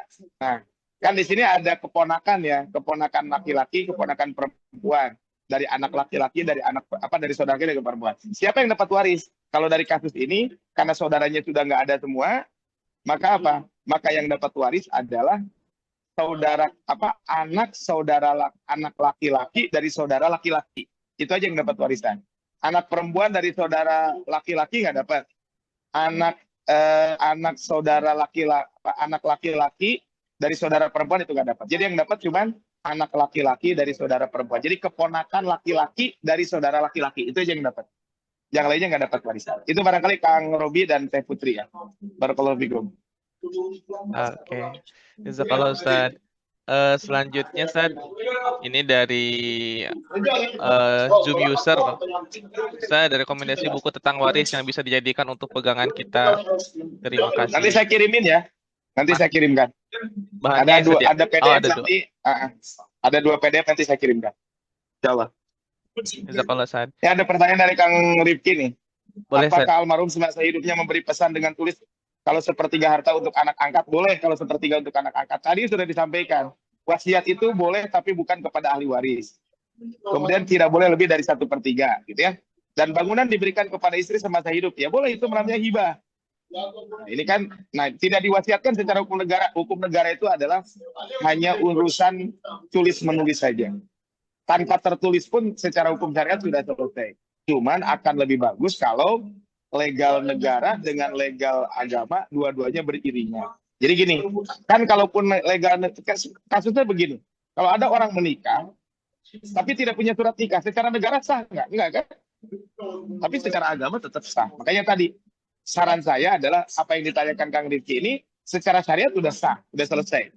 Ya. Tapi secara negara ini jadi masalah. Nah, saran saya adalah buat teman-teman semuanya, antara de jure dengan de facto, dua-duanya ditempuh. Antara legal syar'i dan legal hukum juga ditempuh. Tapi yang harus menjadi patokan utama bagi seorang muslim adalah legal syar'i.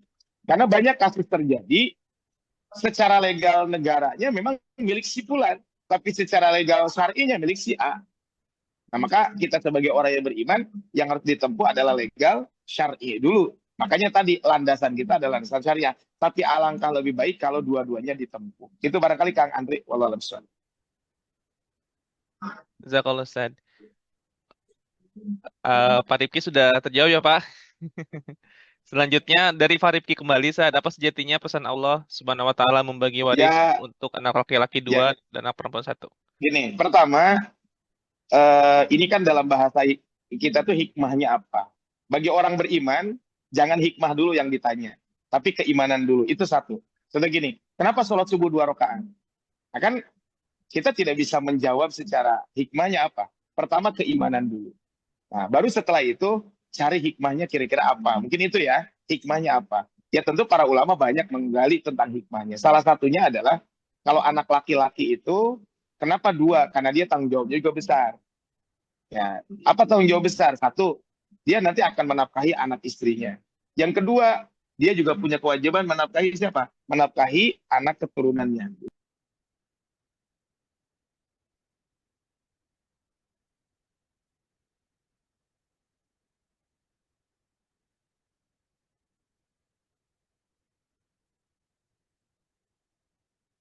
Jadi itu ya.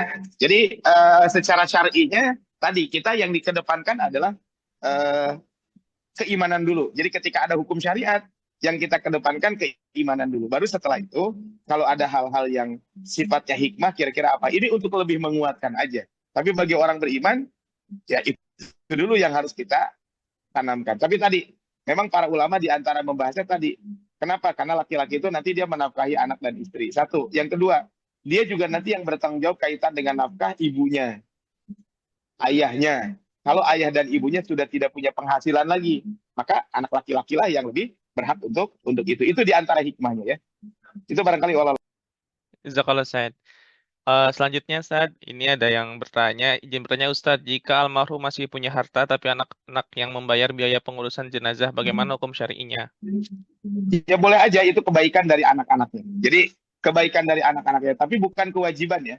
Jadi kebaikan aja ya, tentu kalau mau seperti itu boleh. Saya ingat dulu ketika almarhum ayah saya wafat, almarhum ayah mertua saya wafat, maka waktu itu untuk biaya-biaya pengurusan jenazah itu diambil dari keluarga gitu ya. Maksudnya dari keluarga tuh ya ada yang ngasih ini, ngasih itu, ya udah nggak masalah ya, seperti itu. Nah, cuman poinnya ini aja, yang sering salah di kita itu justru dibalik. Kalau tadi kan biaya pengurusan jenazah boleh diambil dari aset keluarga, maksudnya anaknya membayarkan. Nah, yang jangan itu adalah apa? Kalau ada biaya tahlilan, itu nggak boleh diambil dari aset almarhum. Jadi kalau tahlilan itu diambilnya jangan dari aset almarhum, ya. Itu justru diambil dari aset keluarga. Seperti itu ya. Waalaikumsalam. Jazakallah Ustaz. Selanjutnya Ustaz, apakah warisan seorang suami yang sudah wafat, istrinya termasuk memakan harta haram jika harta waris belum dibagi ke ahli waris? Apakah warisan seorang laki-laki yang sudah wafat, istrinya termasuk memakan harta haram jika? Iya, bisa jadi. Kalau belum dibagi waris, apalagi itu gini, seorang suami meninggal dunia, kan? Dia punya istri, dia punya ibu. Maksudnya si anak laki-laki itu berarti si istri kan berarti punya mertua dan lain sebagainya. Nah, ketika dia memakan harta itu kan ada hak orang. Contoh gini, ada kontrak apa? Gini, contohnya seorang suami meninggal dunia, punya 10 kontrakan. Akan begitu, punya 10 kontrakan. Nah, dia punya ibu, si anak laki-laki ini. Kemudian dia punya anak kecil, ya. Punya anak kecil contohnya. Maka ketika tidak dibagikan warisan, berarti apa? Dari hasil kontrakan itu dimakan oleh istrinya. Padahal di situ ada hak mertuanya kan? Nah, berarti disitulah. Nah, tapi tadi makanya kalau sudah dibagikan itu bab lain gitu ya, ke depannya seperti itu. Walau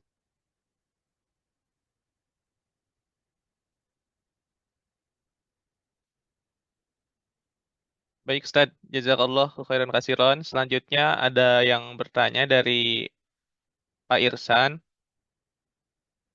Ketika seorang meninggal dunia, mohon penjelasannya Ustaz.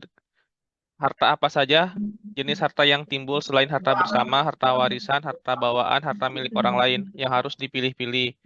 Kemudian kedua, apakah mawaris kita yang kita bahas ini hanya untuk harta warisan saja? Bagaimana terkait hukum yang mengatur harta bersama?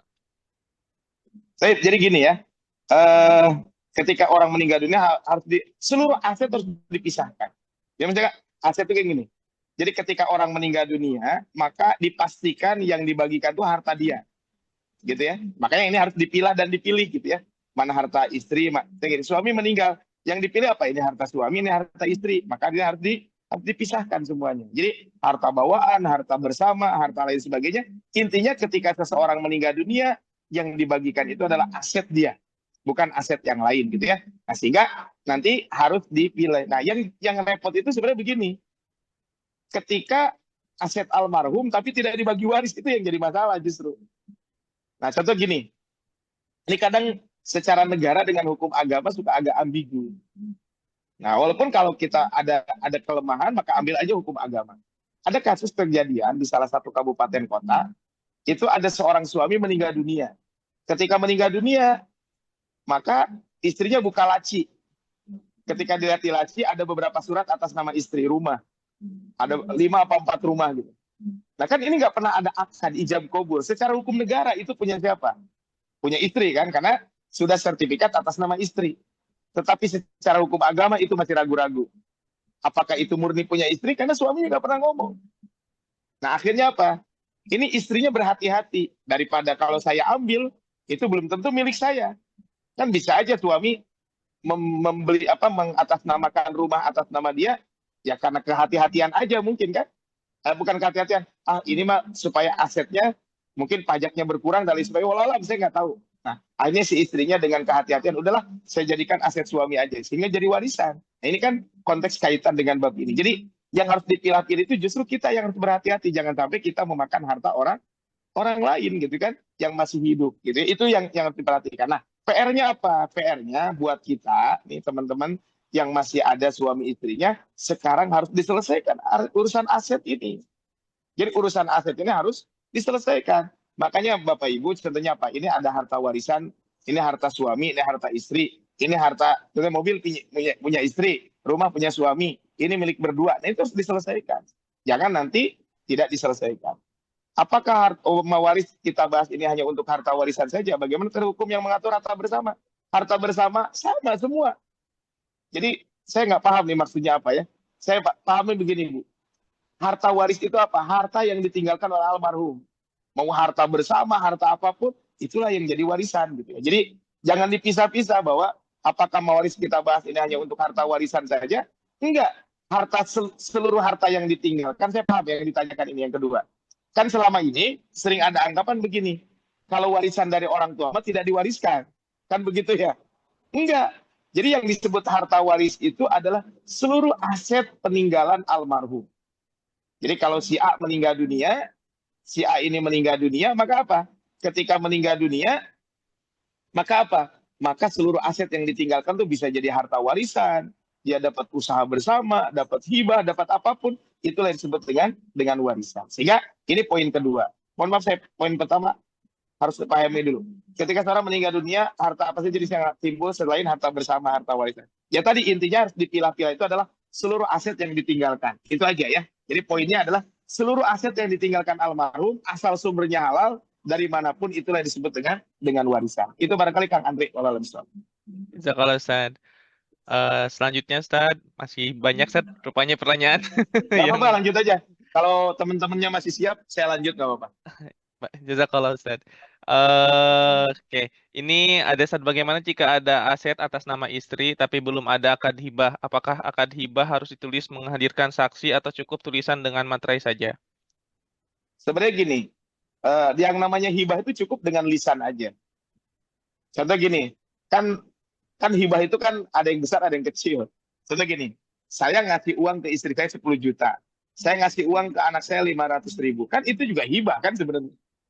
Kan pemberian, kan hibah sodako itu kan satu hal yang sama sebenarnya. Ada kesamaan walaupun nanti ada perbedaan. Nah, bagaimana kaitan dengan ini? Kalau belum ada akad hibah, walaupun atas nama istri, itu belum terjadi hibah. Nah, hibah ini apakah harus ada saksi? Baiknya ada saksi. Apakah hibah itu tertulis? Baiknya tertulis. Gitu ya. Baiknya tertulis, baiknya juga ada saksi. Kalau hibah sifatnya besar. Mungkin kalau memang harus dibalik namakan, bagus dibalik namakan. Tapi tadi, kalaupun ini tidak, maka nggak ada masalah sebenarnya kan. Kalau kita berbicara tentang hibah ini gitu ya. Nah, tapi tadi kalau pertanyaannya nih, kalau hanya balik nama, tanyakan ke suaminya. Apakah memang ini ngasih atau hak guna pakai gitu ya. Nah, ini harus hati-hati juga. Makanya punten, disinilah pentingnya tadi memilah dan memilih ketika masih hidup.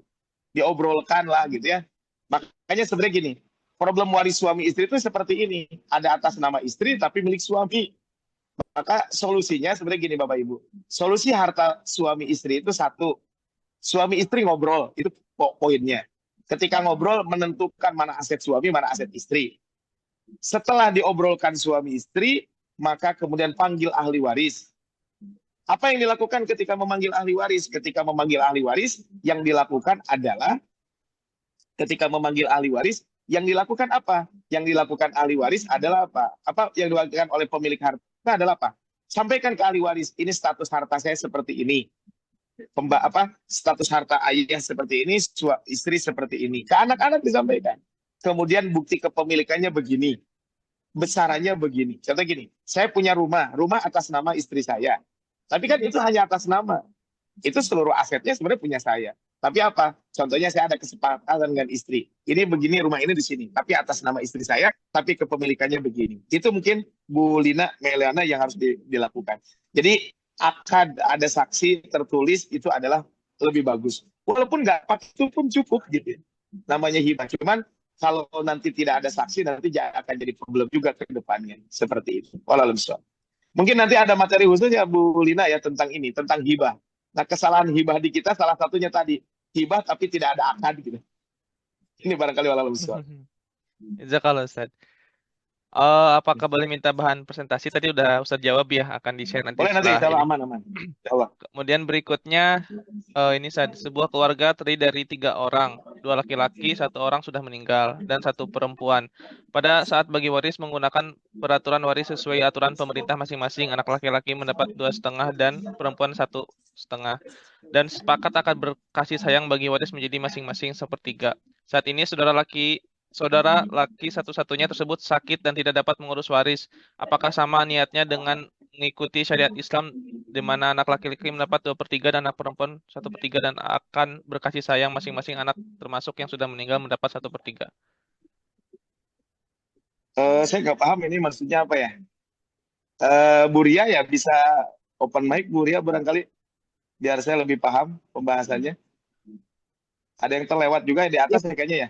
Oh iya, satu Angga pertanyaan. Bulia barangkali. Nggak apa-apa, Bulia aja dulu. Oh ya, Bisa open mic, Bulia. Assalamualaikum warahmatullahi wabarakatuh. Assalamualaikum Punten, warahmatullahi wabarakatuh. off mic, in screen ya Pak. Ini Pak Ustadz, jadi ibu mertua sudah meninggal, kemudian punya 3 putra, 3 orang anak, 2 laki-laki, 1 perempuan, di mana 1 Oke, laki sebentar Bu. sudah meninggal. Sampai di situ dulu sebentar. Itu kan ada 1 meninggal dunia. Meninggal dunianya kapan, Bu? Sebelum ibunya meninggal atau setelah ibunya meninggal? Sebelum ibunya meninggal. Ya, sebelum ibunya meninggal. Kemudian Pertanyaan kedua, Bu. Pertanyaan kedua. Sebelum itu, apakah ketika ayahnya meninggal sudah dibagi waris? sudah beres. Oke. Sebelum jauh-jauh. Sudah. Sebelum. Sudah. Lanjut, Bu. Kemudian waktu itu sempat berkonsultasi ke salah satu masjid di Bandung begitu, dan ada kami juga waktu itu melihat ada peraturan dari negara ya, di mana pengganti waris itu mendapat juga gitu ya. Jadi Ya, anak betul. dari jadi kami membagikannya, masing-masing laki-laki mendapat 2/5. Jadi ya 2/5 dan anak perempuan mendapat 1/5. Ya, nah dalam prosesnya ini kami juga mencari, mendengar dakwah-dakwah tentang waris. Ada 4 ustadz, maksudnya sesuai dengan Pak Ustadz ini, bahwa anak laki-laki itu tidak mendapatkan waris.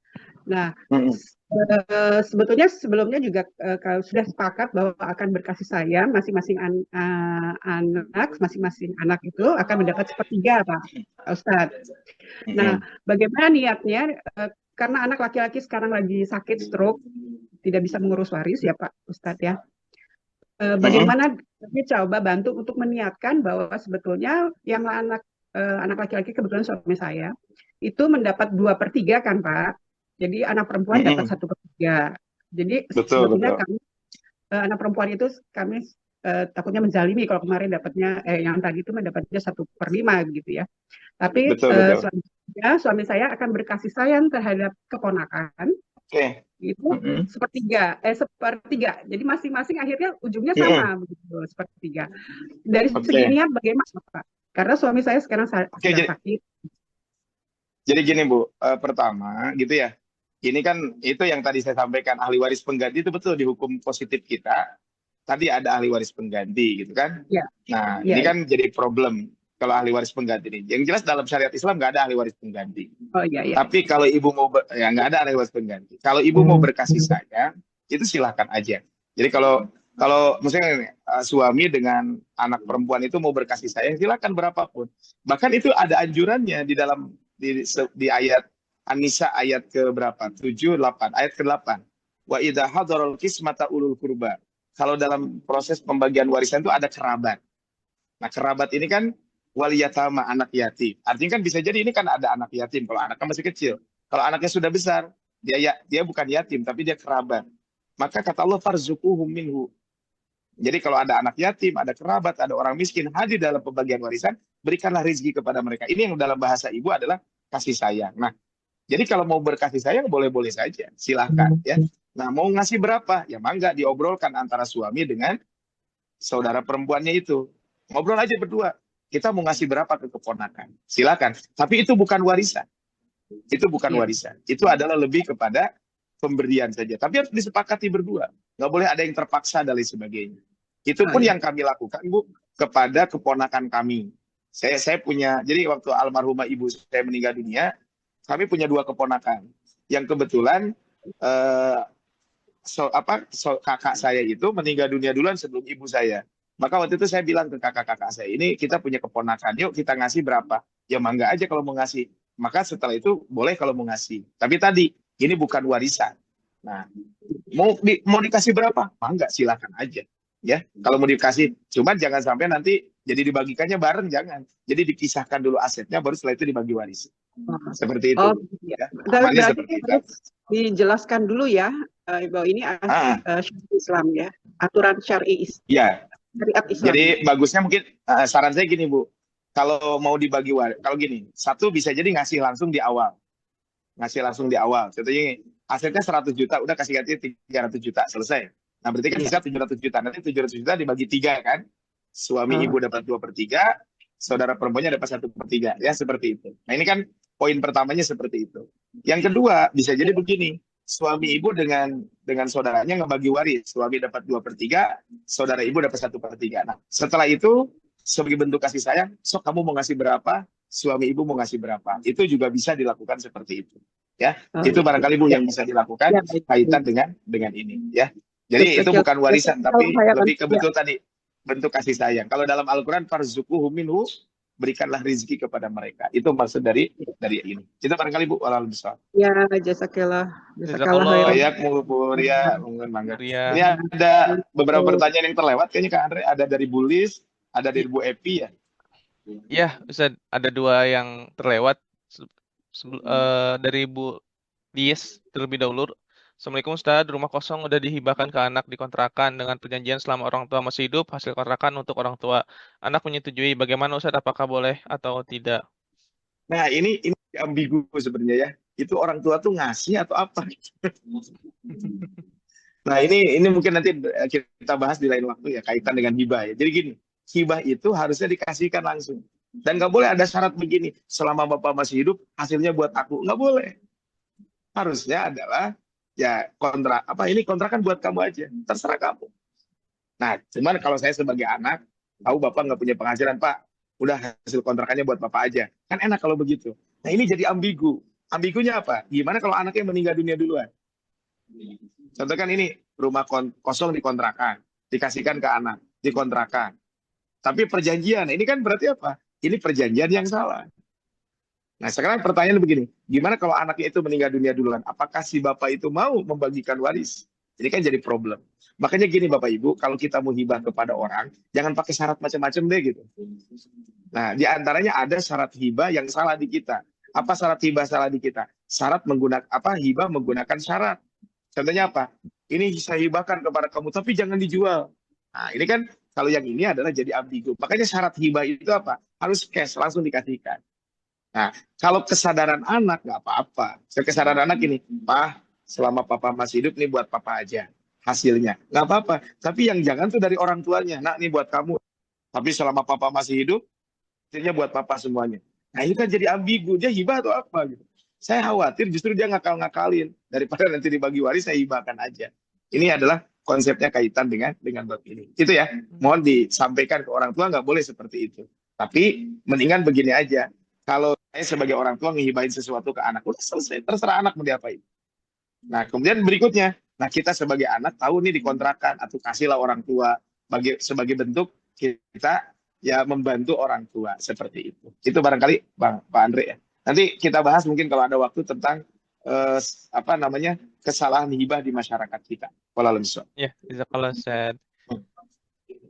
Selanjutnya Ustaz, Pak Ustadz, apakah ada hukum gugur waris? Soalnya dulu pas almarhum ayah saya meninggal, saudara-saudara almarhum bilang bahwa hak almarhum sudah gugur karena meninggal duluan. Nah, gini, meninggal duluannya itu siapa yang meninggal dunia duluan? Jadi gini, kalau bapaknya meninggal dunia duluan, baru jadi gini, kakek meninggal dunia duluan, baru bapak. Nah, nggak gugur kalau seperti itu. Itu nggak gugur ya. Berarti kan apa? Kakek meninggal, terus ayah meninggal. Nah, terus setelah itu ayah meninggal, terus nggak dibagi-bagi waris. Dibagi waris sudah sekian tahun kemudian. Nah, ini mah tetap ayah dapat warisan. Tapi kalau begini, ayah meninggal baru kakek. Iya, itu gugur. Itu yang tadi pertanyaan dari Bu Ria ya, yang disebut dengan ahli waris pengganti. Makanya tadi, siapa yang meninggal dunia duluan? Apakah bapak atau kakek? Kalau yang meninggal dunia duluan adalah bapak kakek, ya berarti ayah dapat warisan. Tapi kalau yang meninggal dunia duluan ayah, maka ayah nggak dapat warisan. Justru dari harta warisan ayah itu ada hak siapa ahli waris yang lain. Itu yang mungkin perlu diperhatikan di situ ya. Wallahu a'lam. Jazakallah Ustaz. Selanjutnya, izin bertanya, Ustaz, jika harta waris sudah dibagi tapi ahli waris tidak mau menerima dan diberikan kepada salah satu ahli waris yang lain, bagaimana hukum Islam memandang ini, Ustaz? Nah, ini tidak menerimanya menolak atau apa? Ini kan jadi pertanyaan ya. Ya kalau gini, kalau saya dapat warisan, saya tidak menolak warisan itu. Ya memang sesuai aturan syariat. Ya saya terima, kemudian saya kasihkan ke yang lain. Ya boleh, nggak apa-apa. Itu mah kalau tadi kata Bu Ria itu, ya itu mah kebaikan aja. Saya dapat warisan contohnya 1 juta, terus udahlah buat teteh aja, ya nggak apa-apa. Itu mah ya silahkan aja. Tapi menolaknya jangan menolak karena hukum syariat. Jadi kalau menolak, bukan menolak mungkin ya, tepatnya dia menerima warisan kemudian dikasihkan ke saudara-saudaranya. Ya, itu mah nggak apa-apa, kebaikan aja buat dia. Seperti itu. Waalaikumsalam. Jazakallah Ustaz. Jadi akadnya harus akad menerima dulu, Ustaz ya, baru setelah itu Ya, boleh untuk menerima dulu baru dikasihkan. Nah, seperti itu. Jadi diterima dulu, ataupun gini, udah jatah saya buat kalian aja, ya nggak apa-apa. Tapi dibagi dulu secara hukum syariatnya. Jatah saya berapa, baru setelah itu dibagikan. Seperti itu. kalau misalkan Ustaz dibagikannya itu anggap ditransfer gitu ya, misalkan nilainya adalah 1 juta. Ini yang untuk ini beda kasus ya, misalkan 1 jutanya itu untuk apa namanya tuh langsung ditransfer gitu, Ustaz. Tidak Oh, nggak apa-apa, nggak apa ya. boleh-boleh aja. Langsung. Ya, cuman tadi kalau saya ngasihnya itu harus jelas untuk siapa. Contohnya, saya berlima lah, taruhlah. Kan berarti saya dapat 1 juta. Kemudian saya bilang ke saudara saya 4 orang, udahlah jatah saya buat kalian aja, sob. Bagi 4, ya udah berarti nggak usah ditransfer ke saya. Langsung aja 1 juta itu 250. Walaupun itu mungkin laki-laki dengan perempuan. Karena itu bukan warisan, itu mah hibah aja. Seperti itu. Ya. Kalau Ustaz. Selanjutnya ada pertanyaan dari Teh Mei ya di sini. Oh, ini sudah tadi yang terjawab. Oke, dari Pak Ziad dan Teh Sakinah. Ustadz, kalau ketika seseorang meninggal, di tradisi kita suka ada orang yang mengasih amplop ke keluarga duka. Itu jadi hak Oh ya. siapa? Dan kalau dari dana itu dipakai untuk biaya tahlilan, gimana hukumnya? Kalau itu mah jadi milik ahli waris, mah enggak deh. Itu mah bukan warisan. Karena itu mah di kita sudah menjadi kebiasaan bahwa kalau dana yang seperti itu mah bukan warisan ya. Itu mah enggak lah, kesepakatan. Atau mau tadi punten tanda petik saya tidak membahas boleh atau tidaknya tahlilan gitu ya. Taruhlah ada tahlilan pakai dana itu nggak apa-apa. Tapi itu mah dananya dana milik bersama ya, milik keluarga, milik ahli waris. Maka diobrolin aja dengan ahli waris. Tapi itu bukan bukan warisan gitu ya. Itu mah bukan warisan. Ya, itu mungkin yang perlu disampaikan adalah itu memang bukan warisan sehingga manggala itu mah diobrolkan we gitunya seperti itu. Waalaikumsalam. Jazakallah Ustaz.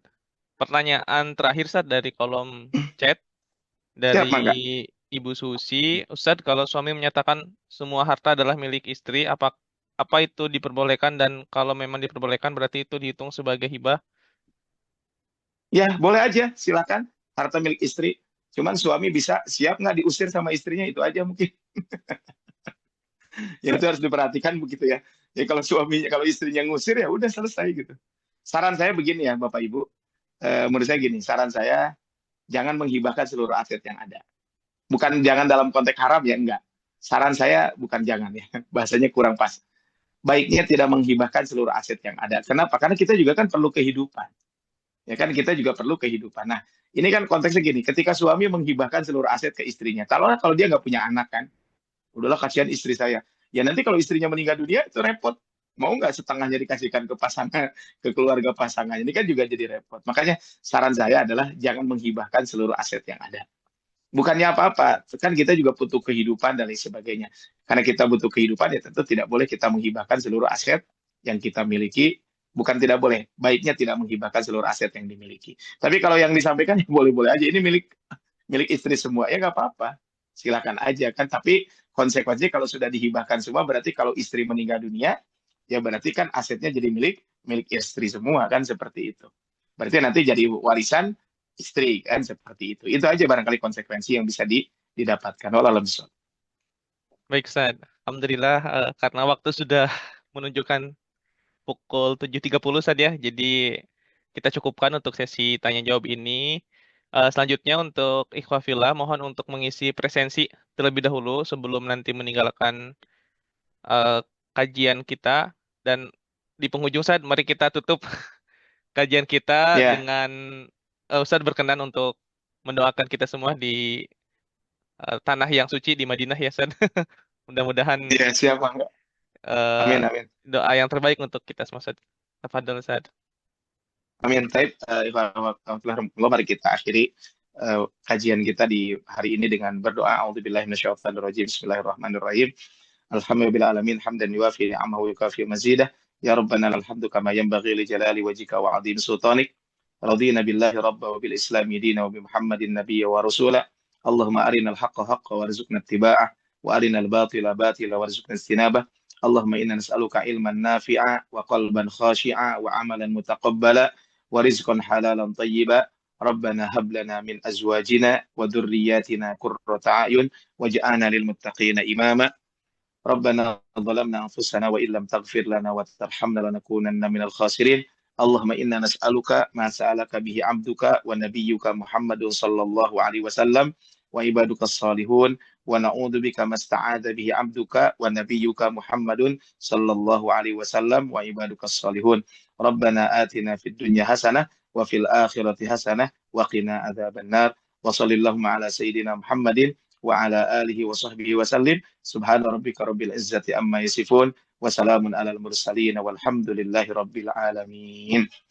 Demikian Bapak Ibu yang bisa disampaikan, mudah-mudahan bermanfaat ya kajian kita di pagi hari ini. Insya Allah nanti slide saya kirimkan, sama saya kirimkan 2 buku nanti, kenapa kita harus belajar waris secara detail. Kemudian yang kedua tadi kesalahan warisan di masyarakat kita, insya Allah nanti akan saya kirimkan ke panitia barangkali. Barakallahu fikum. Jazakallah Ustaz untuk semua materi dan juga keluangan waktu yang diberikan. Baik, ikhwafillah, mari kita tutup atau akhiri kajian pagi hari ini karena tadi sudah kita buka dengan bismillah, maka kita tutup dengan mengucapkan hamdalah bersama-sama. Alhamdulillah. Alhamdulillah. Alhamdulillah. Amin.